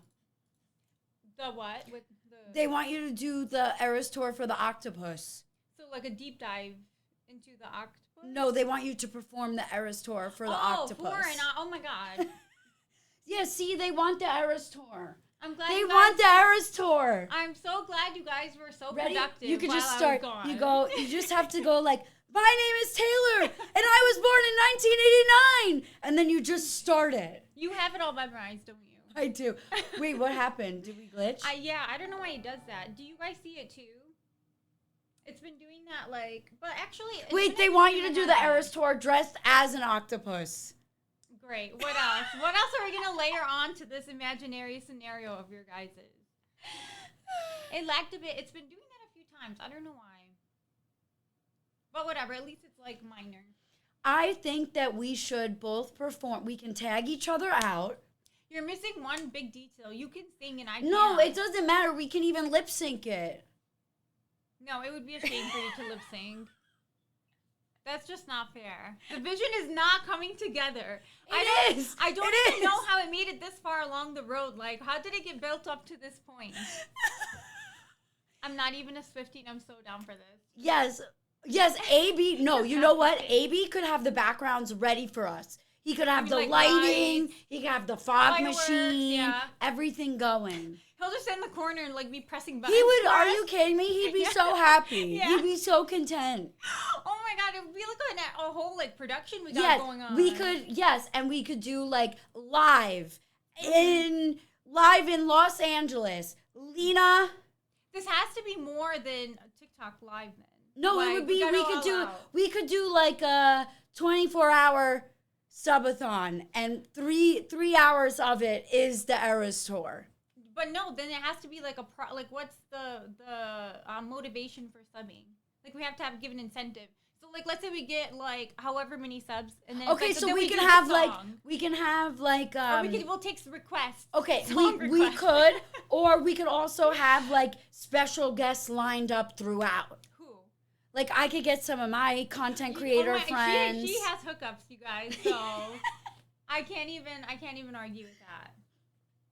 And then like maybe they would say like one incentive, I have to take a shot or something like, you know what I mean? Like Riley and I, when we were streaming during, like I did a 24-hour subathon once. I got my lips tattooed on stream. Oh my God, that is so cool. Yeah.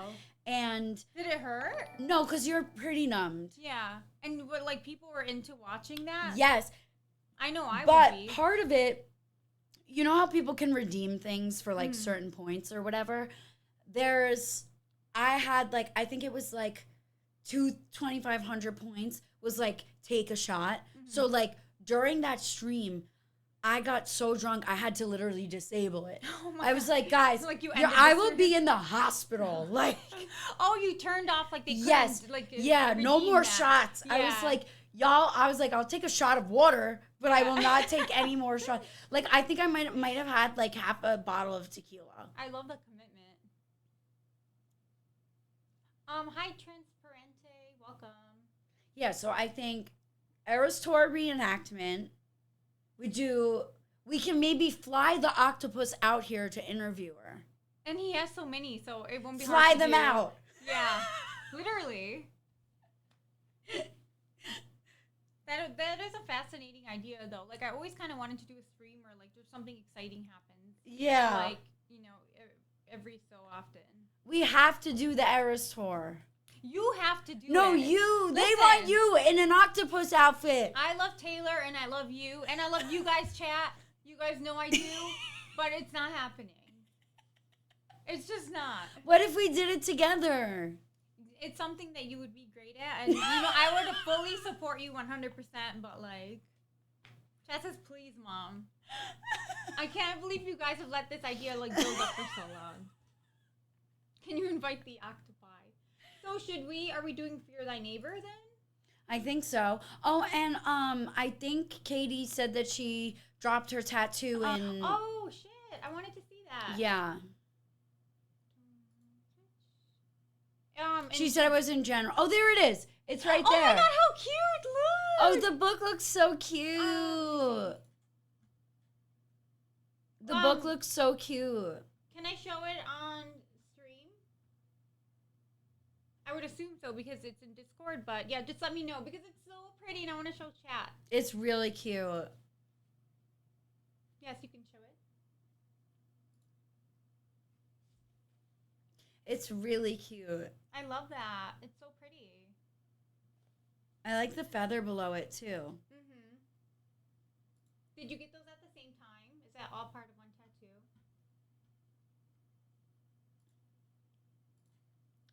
Chad was telling me about this game. Have you? Oh, I love Animal. Animal It's Crossing? very cozy. That's what they were all saying. But I get very sleepy while playing Animal Crossing. There's something about it that makes me want to go to sleep. So you can't play it for long? No, because I'll be like yawning the entire time. Yeah. It's a good way then to like kind of unwind or like Yeah. if you can't sleep sometimes. Yeah. Do you have a Nintendo Switch? A Switch? Do we have a Switch? Yes, we do. Because that's how I play it. So I like it on the Switch. Yeah. Maybe I should try it. That's one. And then also Stardew Valley. Chat is always Yes, I've played Stardew Valley too. recommending. Stardew Valley is a little bit more intricate. Like there's a little bit more layers to it. Which is good, right? Or Yeah, no? it just can get like complicated because like you could get married, you can have a kid or like this one that like Yeah. you know. Is there like a story or it's just all You're like a farmer pretty much kind Mhm. of. Did you ever used to play Farmville on Facebook? No, I don't think so. Okay, it kind of gives Farmville vibes. Oh my God, Life is Strange is so good. Have you ever played that? No, but that's another one. that Okay, it's everyone like keeps saying. it's really cute. Mhm. And also the way that you like, it's kind of like one of those games where you select your future. Like there's two options, so it can end one way or end another. Oh, I love that. Yeah. And you mean like multiple choices throughout the game? to do Yes. that? Oh my Yeah, God, yeah. I like those games. Wait, is Yes, it the scary? first one. No, it's not scary. Oh, okay.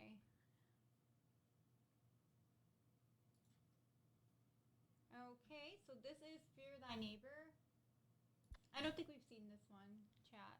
So Fear Thy Neighbor. This is about neighborhood drama. Yeah, so it's just retelling the stories of like neighbor conflicts. Okay. And a lot of time it just like it starts like normal, but it escalates into like just something crazy. One of them commits a crime. Okay.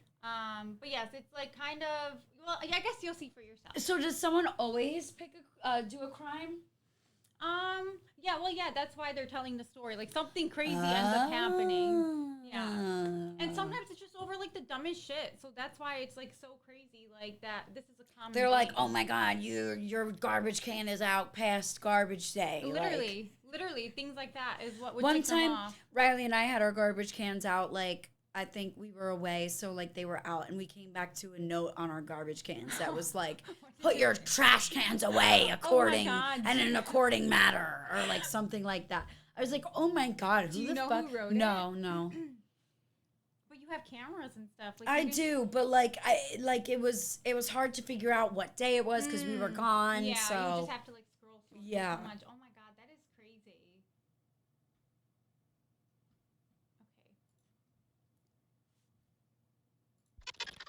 Oh wait, this is. Sorry, let me fix this. Oh, I guess I just have to do it here.